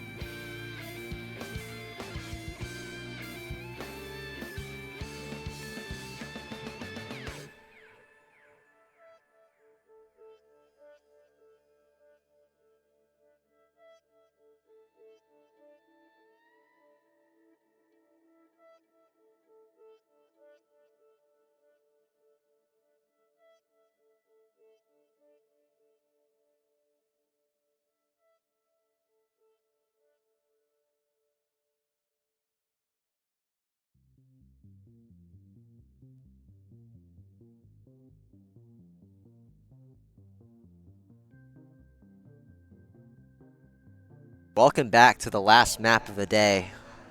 It's getting late in the day, but we have our last map of the day. Another elimination map here. We got, man, these team names keep getting me. They keep getting me. Blah blah sheep. Blah Blah Sheep and Big and greedy. Big and Greedy. Oh, they're on the screen. I'm dumb. Anyways, I'm excited for this map. I'm not sure what the map is just yet, but we should be heading into Agent Select right now. So we'll have a look. While we're waiting for Agent Select, you want to just briefly talk about that last game? Big and Oh yeah, Greedy that had? last game. Oh, looks like it's What a Haven. But banger. yeah, that last game on Lotus, I wasn't expecting that kind of a stomp. But yeah, 13-3. Well play. It looks like Big and Greedy back at it again. It looks like they're playing my favorite comp. The Breach, Sova, Killjoy, and Jet, and the Omen combination. And Blah Blah Sheep, meanwhile, playing a little more of an unorthodox Reyna into the mixer, but the Clove as well. So definitely a lot more util on the side of Big and Greedy. A lot less util on the side of Blah Blah Sheep. Do you think that'll be a big disadvantage for Blah Blah Sheep? I don't think it'll be necessarily a disadvantage, but I do think Blah Blah Sheep is really playing to that go big or go home, right? Yeah, Their- yeah, two of for their- sure. Two of their agents rely heavily on getting that kill, being able to get out and fight again. It's a really big risk, but it could also pay off if they're able to get those picks onto Big and Greedy. Yeah, they have like 3 agents, Jet, Clove, Reyna, that basically don't really have much team util other than a Jet entry and maybe some Reyna Leers, and Clove just for the smokes, really. I'm excited. But yeah, let's kick off this pistol round here. We got 5 players of Blah Blah Sheep. Or sorry, is it Big and Greedy? It's Big and Greedy. The colors are confusing. Big and Greedy here, starting on the attack side, and actually, they're going to have 3 players go towards A, but Killjoy and Omen work towards mid here, and Salami Sucker 58 has already taken out Angel, and Kaihua caught out in the open as Dungeon Scrab 9 finds Kaihua, and all of a sudden it's already a 5v3 here for Blah Blah Sheep. And now Thorn finds Explosive Unibrow to get Big and Greedy potentially back into this round. As Big and Greedy should be able to head out onto this A site, but the flank here coming in from Salami Sucker 58. Already closing the gap. This is a very fast flank. I'm not sure if Big and Greedy will expect to flank this back, but they are getting proactive in fighting CT. The drone coming in. Gonna see Spot Jet at least, but the flank now from Salami. And Dungeness Scrab, and oh my gosh, these names are a mouthful sometimes. But Blah Blah Sheep do take this first round in the end here. Nice flank there by the Reyna in the end. I think that was a big part of the round. That was a great timing to take by the Reyna. But like we were saying in Agent Select, I mean, Blah Blah Sheep is taking full advantage of their aggressive comp. Yeah. We saw that Jet pushing immediately into mid before Big and Greedy could respond with a retake back of B mid. Yeah. And I'm liking if this game plan continues like this, I'm liking what we're seeing here. Yeah, we'll see. It looks like a Marshall coming out from the Jet on the side of Blah Blah Sheep, looking to probably do some early damage against some no armor opponents. A lot of sheriff spot by Big and Greedy. Yeah, I like the Sheriff investment, though. You never know. If you get the right shots, you can quickly turn the round in your favor, and you can still buy the next round. Looks like a mid play here from Big and Greedy as Kaihua moves up B. He was shooting last game. Let's see if that continues this game. He does spot Chokacat, but Explosive Unibrow moving close with the Bucky. Is Kaihua going to expect him? Chokacat, even the full blind, gets one. Shigakumi gets Kaihua. And now it's a 5v3 here for Blah Blah Sheep. Big and Greedy forced to just come out onto the C site in desperation, and the judge does its work. Raze, though, able to bring it back somewhat, but Explosive Unibrow on the Sova with the Bucky. Not something you usually see, but effective there. Hey man, these interesting weapon buys, I'm loving that. Yeah, Usually you always like to see something unorthodox, and it works. You see a Bucky, you're thinking, how many kills is that going to get? We see that Yeah. that got 2 kills at the end of the round. I like to see that. Yeah, like earlier today, we saw the Neons from the Bucky, and that makes sense. You can close the gap, but Sova with the Bucky is something you don't usually see. All right, Raze here. Oh, he's got the lineup I use as well. That nice shock dart lineup to insta-break the trip, but doesn't look like he's plays the Cypher trip yet. Oh, there he actually plays the deep trip. So the shock dart doesn't get it, but the trip still gets broken. When he places another trip again, this is very interesting from Dungeon or Scrab 9. But Big and Greedy taking their time. Looks like they're going to turn away from C for now. Raise with the drone, looking to potentially drone at mid here, maybe into garage. Yeah, drone coming into garage. Also a drone coming out from mid, front B. But Ray's drone goes further, clears most of garage here. But Unibrow, with that Bucky, moves back into garage window. There's a Bucky and a Judge. Like, there's so much low buy weaponry that can be dangerous. And now here comes the metal explosive Unibrow, unable to connect on anything though. And now just looking good for Big and Greedy to take the C site. Super Infant on the jet is able to work through and get that pick. And now it's a 5v2 here for Big and Greedy. 2 players low, but it probably shouldn't matter. Angel holding that late garage play. And now with Thorn finishes it up for Big and Greedy. And now 2-1. Big and Greedy get on the board. They avoid getting bonused. And now our first buy round against buy round. And Shigakumi pulls out that naked operator, glass cannon operator here. And we'll see if that has a big impact.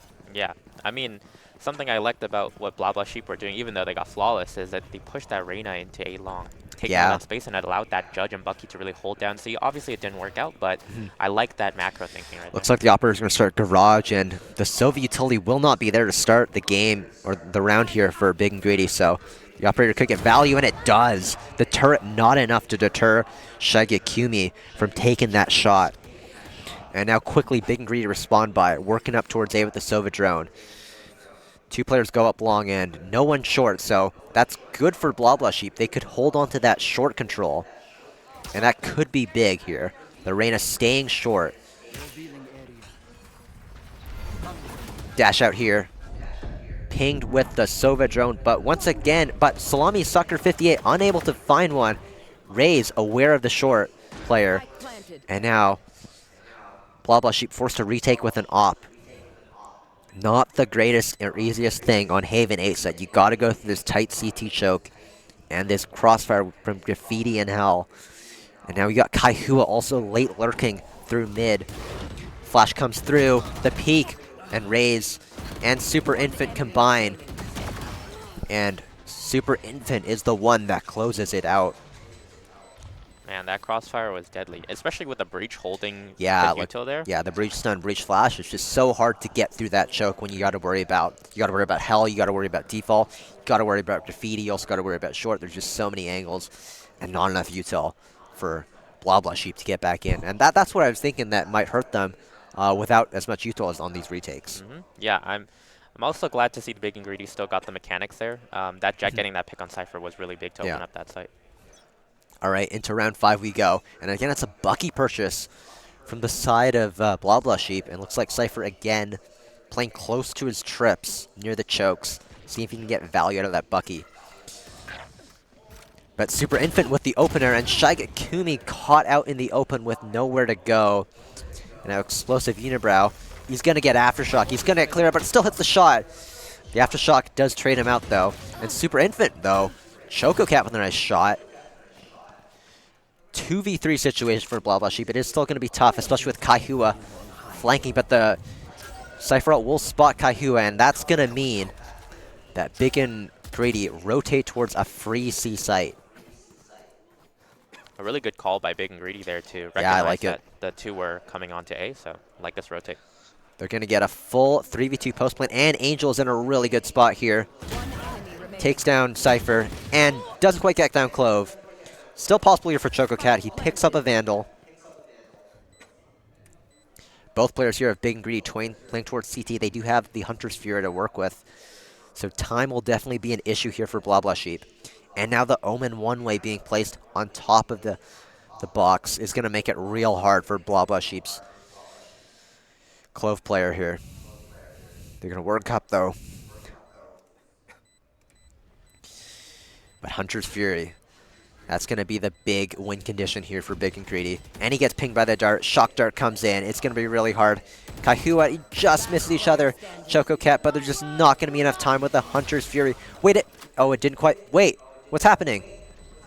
That is unbelievable! Oh my That is goodness. unbelievable! The whiff of the Hunter's Fury, something that never happens. That's insane from ChocoCat to pull that clutch off. That should have never happened. And just I don't know That's what unbelievable. That was. A miscommunication, a misremembering I of think where the maybe spike landed. he shot that Hunter's Fury and he missed, but he maybe didn't think he missed, and because he didn't tag anyone, he thought they were off and he canceled the ult. He must have thought that he was pushing him. I think that's probably what happened, and that is unfortunate for the side of Big and Greedy, letting Blah Blah Sheep get a free round that they should never have had.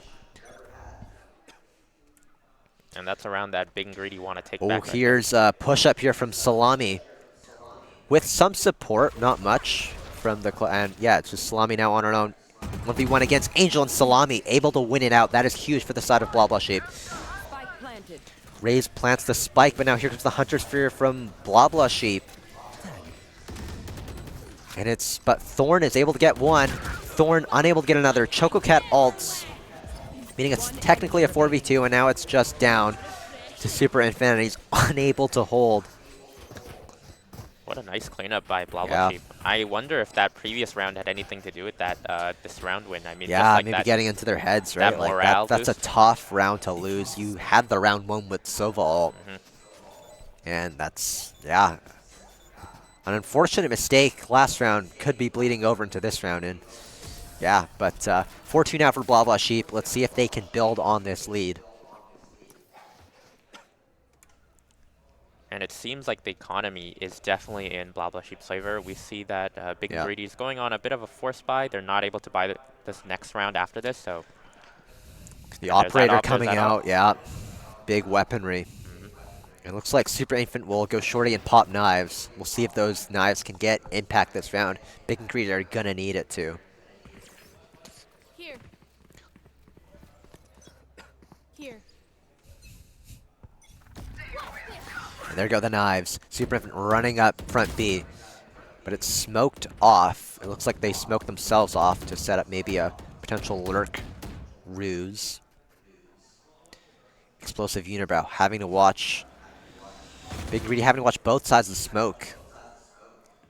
As Super Infant works up. Looks like he might be thinking that there might be a guy on the right. And he does see him now, but unable to land the shot. Is Super Infant going to go in? No, he's going to think better of it.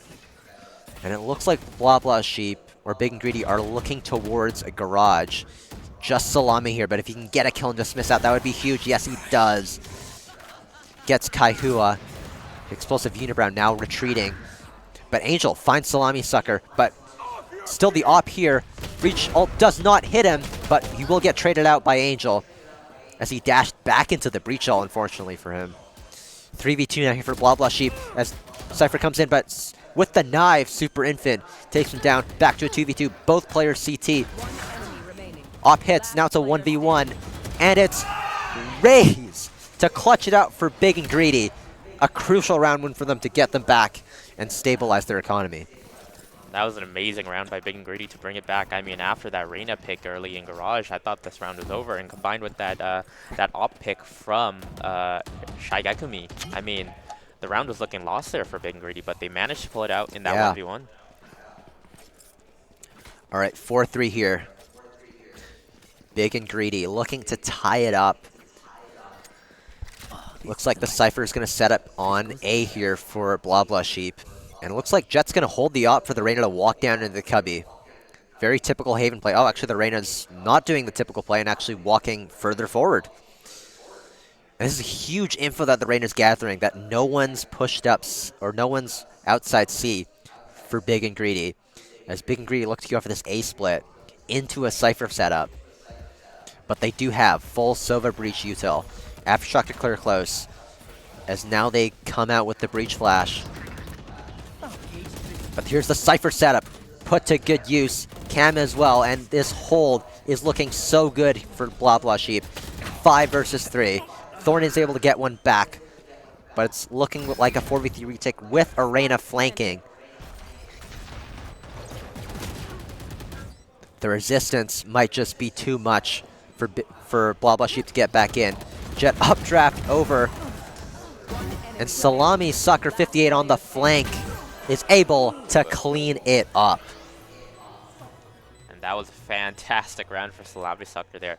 Able to find that timing on the flank, get the 2 picks early, and then finish off with that breach kill at the end right there. Yeah, I Amazing shot. really like that play on C to set. Like, you put the Cypher on A to hard hold A, knowing that you're going to retake that site, and you push out C with that op holding the line for Salami Sucker to just walk out and take all that free space. I think I want to see Big and Greedy set up for more of a default to keep those gaps, gain some more map control so that kind of stuff doesn't happen, where they get literally crunched on the flank and they can't hold against the retake. I mean, not only was that a good macro play, but the confidence required to do that. Yeah, I mean, that is confidence as Arena to just walk up with just the op holding you. And now Salami Sucker again, fearlessly, just peeks out, taking down Super Infant, and that is a huge first pick. Thorn now working up B, looking for something with Kaihua. Drone doesn't see anything, but that is going to be garage space gained, but not quite, as he has to break the Cypher cam. And interesting to see what Big and Greedy do here. It's a 4v5 for them. Thorn looking for a fight, and now they're going to walk out onto B, but they could potentially run to the Cypher trips. Dungeous Crab in a really good spot here to punish, but the dart's going to scan it, but he still gets one. Cypher ult popped. Choco Cat gets one as well, and Salami Sucker in. And just an easy cleanup from Blah Blah Sheep. That was a very good, not even retake. They didn't get the spike down. They just crunched them on B, and that was all she wrote. I mean, that was for sure an interesting round. I mean, Dungeness Crab able to slip on by, and Yeah. I mean, only the dart revealed him, but if not, he could have probably gotten 3 there. But he still did a great job taking out that Killjoy. Yeah, there definitely was a little bit of risk when playing up that close range against a team on a low buy, but he got it done, and it's 6-3 for Blah Blah Sheep. There's this default that you were mentioning that Big and Greedy. Big and Greedy looking to set up for a bit more of a defaulty setup here. And out comes the operator here from Shagakumi. Doesn't see anything A-long so far. Ideally for Big and Greedy, they can figure out where this op is and hopefully avoid it. Angel now, creeping up through B window, or mid window. Drone coming into garage now. It's going to spot Salami Sucker, and he's forced to retreat. Super Infant takes garage space with his teammates. Choco Cat, though, in a good position potentially to catch a timing. Salami Sucker just peeks through the aftershock, and then Ray's able to take down Choco Cat. Dungeon Scrap here finds Kaihua and finds Ray's. And now Angel left in a 1v4. Nice shot on Salami Sucker. Dungeon Scrap on Angel again. Can Angel do the impossible? 1v2 still. The op coming in. Angel holding the angle though, but Shigekumi gets the kill. 7-3 now for Blah Blah Sheep. I mean, again, we're talking about that Reyna, like, having that confidence, having that fearlessness. She Yeah. just stays there and gets that pick there and opens Yeah, up that's a world insane, for right? Like, Big and Greedy. just you see the aftershock coming. Any other player would be scared, but very good composure from Salami Sucker to get that kill and dismiss out. And it was a good attempt by Angel there, but that op is overwhelming there. All right, 7-3. Big and Greedy on a bit of an eco buy here. An explosive unibrow looking to start towards A. Throw that quick dart.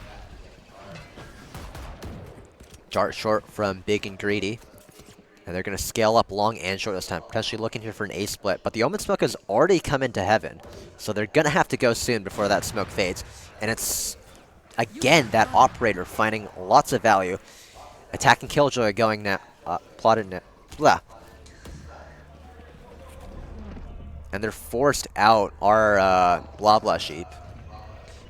Big and Greedy now with a 4v5 post plant. They do have Sova ult to play with, so we'll see if they go for that. Choco Cat now, peeking out of heaven. Looks like they're going to wait for their Cypher to group up with them before they come out there, but here comes the drone. Kaihua with a nice shot with the Guardian. Choco Cat out, but Raze. Here comes the breach ult from Thorn as they drop out of heaven and they get cleaned up. 3v2 now, the op. And Kaihua and Thorn with the Guardians win out the round for Big and Greedy. That is huge. Last round Yeah, I mean, in the breach ult invested there, what I think was a smart decision. Yeah, being able that to isolate definitely. those Heaven players. Obviously, if they didn't win that round, we'd be saying something else, but I'm glad they were able to pull out that round and make it a more competitive game. All right, last round of the half here. Can Big and Greedy get it to a 7-5 half? That would put them in a better position for the defense side. Looks like Shaigakumi is going to walk down short with his operator. And doesn't quite land the shot and gets pinged out.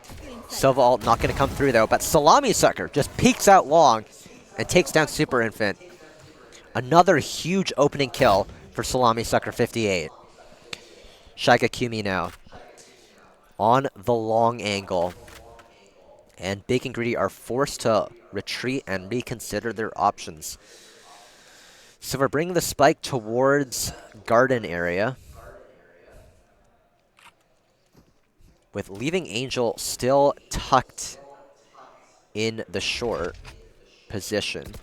Thor now looking to potentially flash in. Shock Dart to break the trip. Dun just gets the spam onto Kaihua, and Salami Sucker finds Angel. And now it's a 5v2 for Blah Blah Sheep.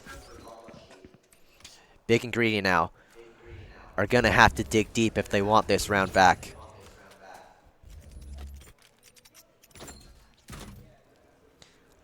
And it looks like they're going to work up B, but they're going to run right into the hands of Choco Cat.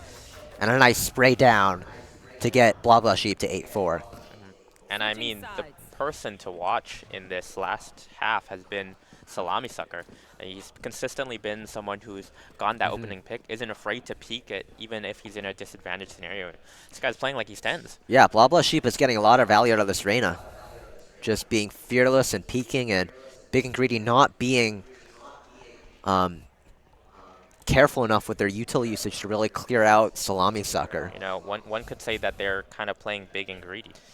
Yeah, like they've got a lot of util, and hopefully they can use it better on this fence side. It looks like they're going to go for a typical A aggression here with the Breach Stun, Sova Dart, and Jet combination. Whereas Blah Blah Sheep has started up most towards the garden area. Dart Stun coming out here from Big and Greedy, and looks like they're going to rotate instantly towards C after seeing no one A. Blah Blah Sheep out through garage, and it looks like they have all of C site. Plant gonna come down. And it'll be a 5v5 retake, but Cypher still on the lurk there for Blah Blah Sheep.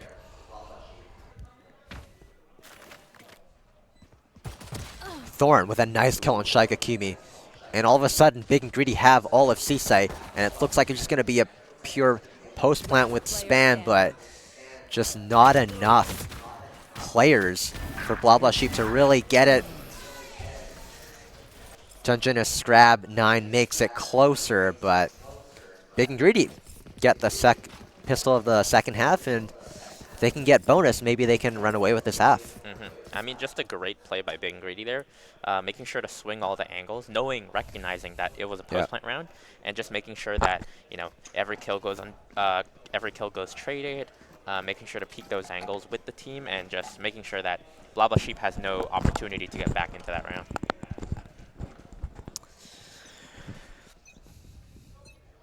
All right, round 14, here we go. Big and Greedy again with that early A control to get Super Infant posted up on that short angle, but it looks like it's just a fast B execution from Blah Blah Sheep, and Dungeon a Scrab gets the first, but gets quickly traded out. Choco Cat, though, answers back. But Kaihua with the wraparound, and that is all she wrote on this round. Big and Greedy convert their anti-eco. That was an important round for Big and Greedy to win. If that round was converted, the morale could go down, but thankfully Big and Greedy are able to pull that round together, partially off of the back of Kaihua, being able to stay alive in the back, but also peek the front and get that kill on the Sova. Oh, the Outlaw Super coming out. Infinite, yeah, with the Outlaw. Same thing up short, and it looks like he's going to get the same setup from Breach and Sova. And now it is 5 players of Blah Blah Sheep. They could get absolutely annihilated by this Breach Sova combo. Breach stun coming in. And Super Infant able to find that pick. Now Shaigakumi looking like Blah Blah Sheep might still try and force an A-split here, knowing that they are running into an outlaw. But Thorn and Raze each get a kill apiece. And all of a sudden it's a 5v2, and all of a sudden this bonus round for Big and Greedy is looking really juicy. I mean, being able to convert this bonus round is huge for Big and Greedy. The Outlaw still in play. Choco Cat chilling short with the spike, still potentially looking for something. Still plenty of time for Blah Blah Sheep to maybe make a go of this. As Big and Greedy retreat into more passive positions, no need to take any risks here. Smart by Big and Greedy here, not giving away any kills, making sure the round is secure. Yep. And Shagakimi is just going to hold that line with the operator. Or sorry, the Outlaw. I mean, might as well Plant be an coming in here operator. from Choco Cat. Will be a 5v2 retake. Early Paranoia. Planted. Not going to get much value out of that yet, but they still have plenty more util. The Breach Stun yet to be used. As now the retake is about to commence. Angel drops out of heaven, gets punished by Shaigakumi, and then in the updraft, what is happening? But Choco Cat is unable to over-deliver, and Big and Greedy do convert the bonus. I mean, this is exactly what they needed. They needed a round where they can, you know, Yep. try to get that morale boost, but not only, or get a unexpected round that they weren't supposed to get. I mean, this is looking all up for Big and Greedy, and it's up to Blah Blah Sheep to respond back and make sure that they don't, this run doesn't get too out of hand.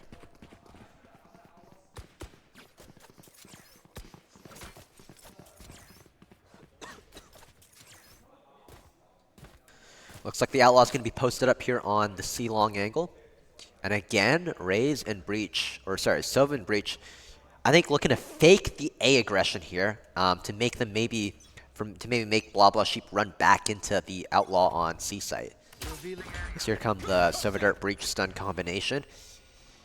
And it looks like Blah Blah Sheep are going to stay steady though and keep holding the angle, waiting for that jet potentially to push, but the jet is not there. Raze holding that tight pixel angle, looking for potentially a head to just pop out. But he doesn't get it, and Blah Blah Sheep start to take the space. The Outlaw for Big and Greedy still posted on C-Long, but it hasn't seen anything. So therefore, the players of Big and Greedy are going to start rotating over to the A site, as that is probably where they think Blah Blah Sheep are going to head. And Raze with a nice opener on Salami Sucker. The drone sees Shaigakumi as well. Now Dungeons Crab with the Marshal. The attacking Marshal and the Cypher looking to work in, but he's going to get smoked off, and that's going to make it really hard for him to get any value. As Kaihua gets the kill as well through the smoke. And now they're going to push Shaigakumi, who's in a world of trouble. And he gets taken down by Thorn, and all of a sudden it's looking real not great for Blah Blah Sheep, and it may be a save on the cards here if they can recover any weapons. 30 seconds left. It's looking like they're opting to go for that fight. You know, they have, Yeah, they don't really have any weapons now, so they're gonna have to either try and grab weapons or try and go for it. And Thorn is on the angle, gonna take down Choco Cat, and now it's just Dungeness Crab. Kaihua over top. Oh, the timing. And Thorn, Kaihua wasn't able to find Dungeness Crab in time before his teammate Thorn took him out. But either way, Big and Greedy. It was 8-4 now. They've tied it up at 8-8. Yeah, and the And timeout coming out, yeah. Blah Blah Sheep. I think they really needed it here. The momentum is building for Big and Greedy. They have that breach ult online, and that can do some devastating damage if they can get in on site and go for that post plant. For sure, for sure. We'll see what else Big and Greedy. Their defense side has looked really good so far. That early A control has really shut down Blah Blah Sheep from many options later in the round. Now, what do you think that Blah Blah Sheep need to do to get back into this game? I mean, it seems like they're I think they trying to could force either it try in. and switch up the pace, try and go for their fast C execute, or just maybe go for B fake into a C split, or take A control and then go make noise B and then maybe go back A. I think they got to wait out that A fight and maybe try and re-clear it later and work the map and see if they can find that gap in Big and Greedy's defense. I mean, I like the ideas that Big and Greedy are pulling out. I Yeah. mean, even though I've these been rounds liking seem their to be defense, coming yeah. out to mostly mechanics, I like that fake aggression that they pulled out on A main. They had that Jet with the operator holding down on C long, making them think, you know, maybe the Jet's going to peek A. Yeah, I like Blah Blah that a Sheep lot. didn't fall for it, but I like the idea nonetheless. Go for it now. Looks like they have Sova and Omen on A for Big and Greedy, and their Jet posted up with the op on C. It looks like once again they might fake that A aggression to maybe make Blah Blah Sheep go towards C. We'll see if that works out for Big and Greedy. Here comes the Sova Dart Breach Stun combination. Blah Blah Sheep are able to take a bit of space, but they do seem very wary of that Jet. And now it looks like they're going to work mid towards B and Garage.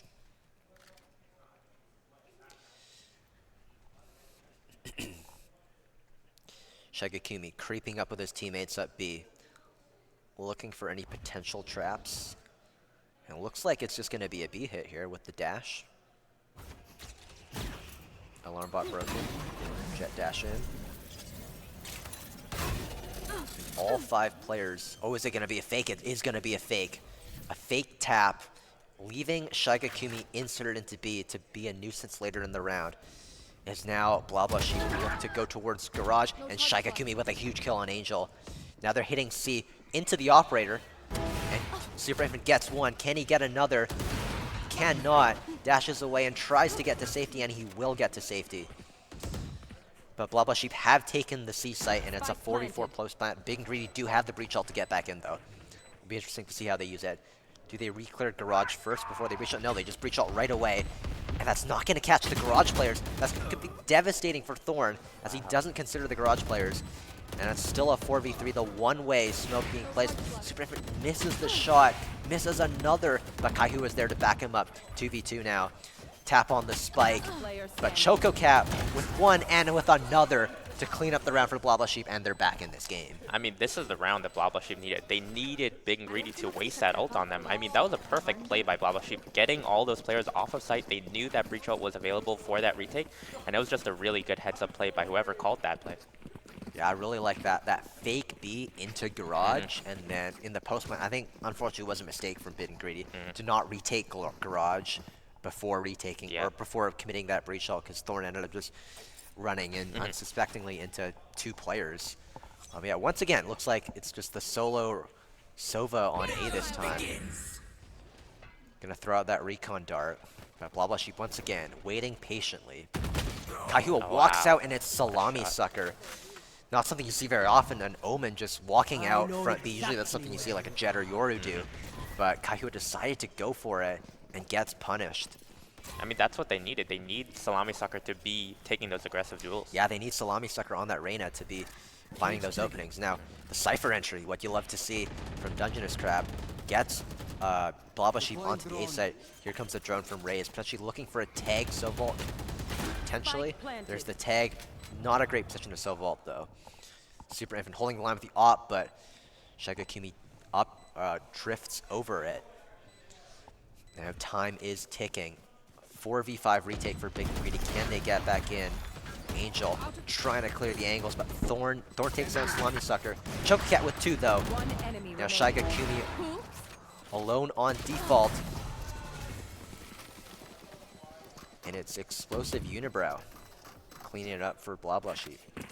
What a great pivot by Blah Blah Sheep. You know, Salami Sucker got that opening kill mid, and then immediately the call was made to rush 8. And like you said, that the Cypher Dungeness Crab was able to enter onto site even with barely any util, but that allowed them to take advantage of that open site and hold it down. Angel now looking for a C site setup. Interesting turret. It's kind of it's in the open, but it watches both C long and Garage. Seems And like again, now it looks like Big and Greedy going back to their Sova, Jet, and Breach on A. It looks like they're grabbing the orb for those knives as he pops them instantly after. But it looks like Blah Blah Sheep speeding up towards C Alpha, and it looks like the Big and Greedy are going to have to play another full retake C. Let's see if this one goes better for them. Plant coming in for Blah Blah Sheep. This is a huge round, 10-8 scoreline. Angel now has full Garage control, but Blabba Sheep do have Silver Ult, so Big and Greedy are going to have to speed up or they will fall victim to time. Super Infant dashes out. Kaihua gets one, but Raze also gets one with the Silver Ult. 3v2 now for Big and Greedy as they work back in, but Dungeness Crab gets a kill, and now they still have Silver Ult. And the dart's also coming up, back up in 1 second. This is going to be real hard for Big and Greedy to make a win out of this round. Dungeness Crab spamming down, but time is getting low. One enemy remaining. Raze finds Dungeness Crab though, and now it's just the Sova ult coming in. Will it be enough? The double? But the time is just too low. An explosive unibrow. That is a masterclass Sova right there. Hey, I mean, 1v2 clutching it out. He learned from the previous post plant. I mean, Oh, he did yeah. let that one get away from him. I mean, just the awareness to put down a solo and make sure that he was holding there. I mean, time was already too low, but I'm glad they had that solo to make sure that round Sova ult was was insurance. Now they get up to 11, and now Big and Greedy, their finances are slim. If they lose this round, they may need to. Well, they're not going to eco if they lose, because then they'd be. The other team would be on match point. But this is a crucial round for Big and Greedy to win if they want to stay in this game.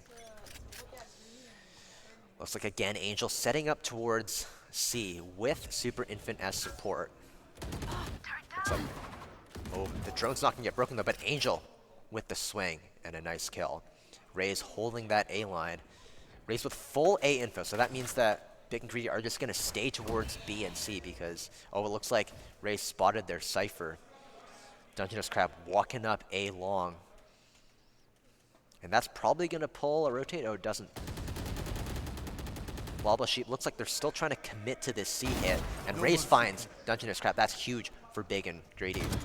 Thorn as well. And then that looks like the round over as Thorn with a nice 2 kills to clean up the round for Big and Greedy. I mean, honestly, I think the most important player in that round was Raze, right? Yeah. Being able to hold down A site all by himself, Like- which meant that Omen, Kaiua, and also I think it was another player, they didn't have to rotate full Yeah. J, and they were able to have that good C-hole. Yeah, Raze having that full A info, and even when he does see the Cypher, he thinks, oh, that's probably just the lurker, right? And that allows the rest of his team to just stay towards C and hold that site down.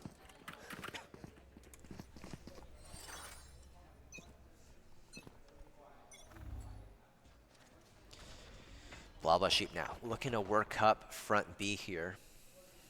Kaihua on top of the box, but isn't quite ready to hit the shot. Smokes B main off. And now Blabba Sheep ponder about what they want to do, but it looks like it might just be a B-side execution. Updraft on top. Into the back of the site goes Shigakumi. And this time, are they going to commit to the plant? Yes, they are. So it's not going to be a B fake. Chococat is going to get the plant down. It's going to be a B pote 5v5 retake for Big and Greedy. Shigakumi though pushing up with the stinger. Chococat does find, this is the one that actually finds Angel though. And Dungeness Crab 9 with the judge pushed up. It's gonna be real hard to, but he's gonna get breach stunned. And that's gonna, but still with the judge gets 2! Wow. Insane work. But Kaihua answers back. Big and Greedy still in with a chance. And it's down to Super Infant. Can he find these last 2 kills? He's not gonna get through. Chococat and Blabla Sheep are up to match point. Wow. I mean, Dungeness Crab basically single-handedly won that round. for them. Yeah. It was like that Judge. that last game on Lotus, we saw that Judge doing work in CT. I mean, Yeah. these Judge plays, when you pull them out at the right time, they can do a lot of damage. For sure, for sure. Timeout taken out by Big and Greedy. What do you think Big and Greedy should be focusing on to Yeah, try to I win this mean, game? I think their retakes haven't been working as well as they would like. But I think they might want to switch up where they're aggressing. Like, they've pretty much every round have Sova on A. I'd like to see them switch up where the Sova is being played and where the Killjoy is being played to kind of give a different look for Blabba Sheep to look into. But B side has definitely been a problem. Blabba Sheep have been able to get into B side pretty easily as like a plan B, I think. And yeah, maybe even putting a bit of a KJ setup towards B might help that. But we'll see coming out of this timeout what Big and Greedy have in store for us. Are they going to extend this map, or are Blabba Sheep going to take it home and move on in this lower bracket? Yeah, like you said before, I'm hoping to see a big switch up from Big and Greedy. We already see the Sova leaning towards A, so that might be a bit of a copy, but we do see the Breach and Jet going towards B, holding it, maybe looking for an early fight perhaps. Yeah, it looks like their switch up is going to be they're going to fight front B with Omen, Breach, and Jet. Hopefully this is enough of a switch up to win them the round. All right, Jet looking towards Garden. Dash not popped yet, and yeah, he's going to walk up with Breach all the way down mid. Blah Blah Sheep will have to re-clear this spot, and Angel just jiggling for info. Yeah, so they've inserted Jet deep mid, and we'll see if Blah Blah Sheep are aware and are going to re-clear him. And it looks like they've spotted him. This is going to be real hard. Super Infant has to get out. The Breach is done in, coming into support, but Chococat finds Kaihua, and then there's trades. Shigakumi finds Thorn. 4v3 now for the Blah Blah Sheep. Can they close it out? Super Infant stuck in that corner. Angel, but supporting Super Infant really well there, but Super Infant peeks into 3 and gets taken down. Angel now throws a Nano Swarm, but it looks like Blah Blah Sheep are going to head straight over towards See-Through Garage. Angel, though, is already here. Can Angel hold this down? Angel's going to have to come up big here, and he's not quite. Only gets 1, and it's just down to Raze, Wow. but Dungeness Crab 9 with the work up through B wins the map for Blah Blah Sheep. What a map. That was close. I mean, even with that switch up by being greedy after that timeout, Blah Blah Sheep is able to find the kills, able to find the discipline as well to win them that game. Yeah, that was a nice game of Haven. I mean, Chococat with a lot of multi-kills that game. That definitely brought Blah Blah Sheep over the line. Any other thoughts on this map? I mean, I think that was a phenomenal game. We saw a lot of macro plays. We also saw some individual plays. I'm still thinking about Salami Sucker being able to open up those sites with those picks of his. Really good. Yeah, so that's going to do it for today, day 1 of the Sunset Series LAN. Be sure to tune in tomorrow at noon.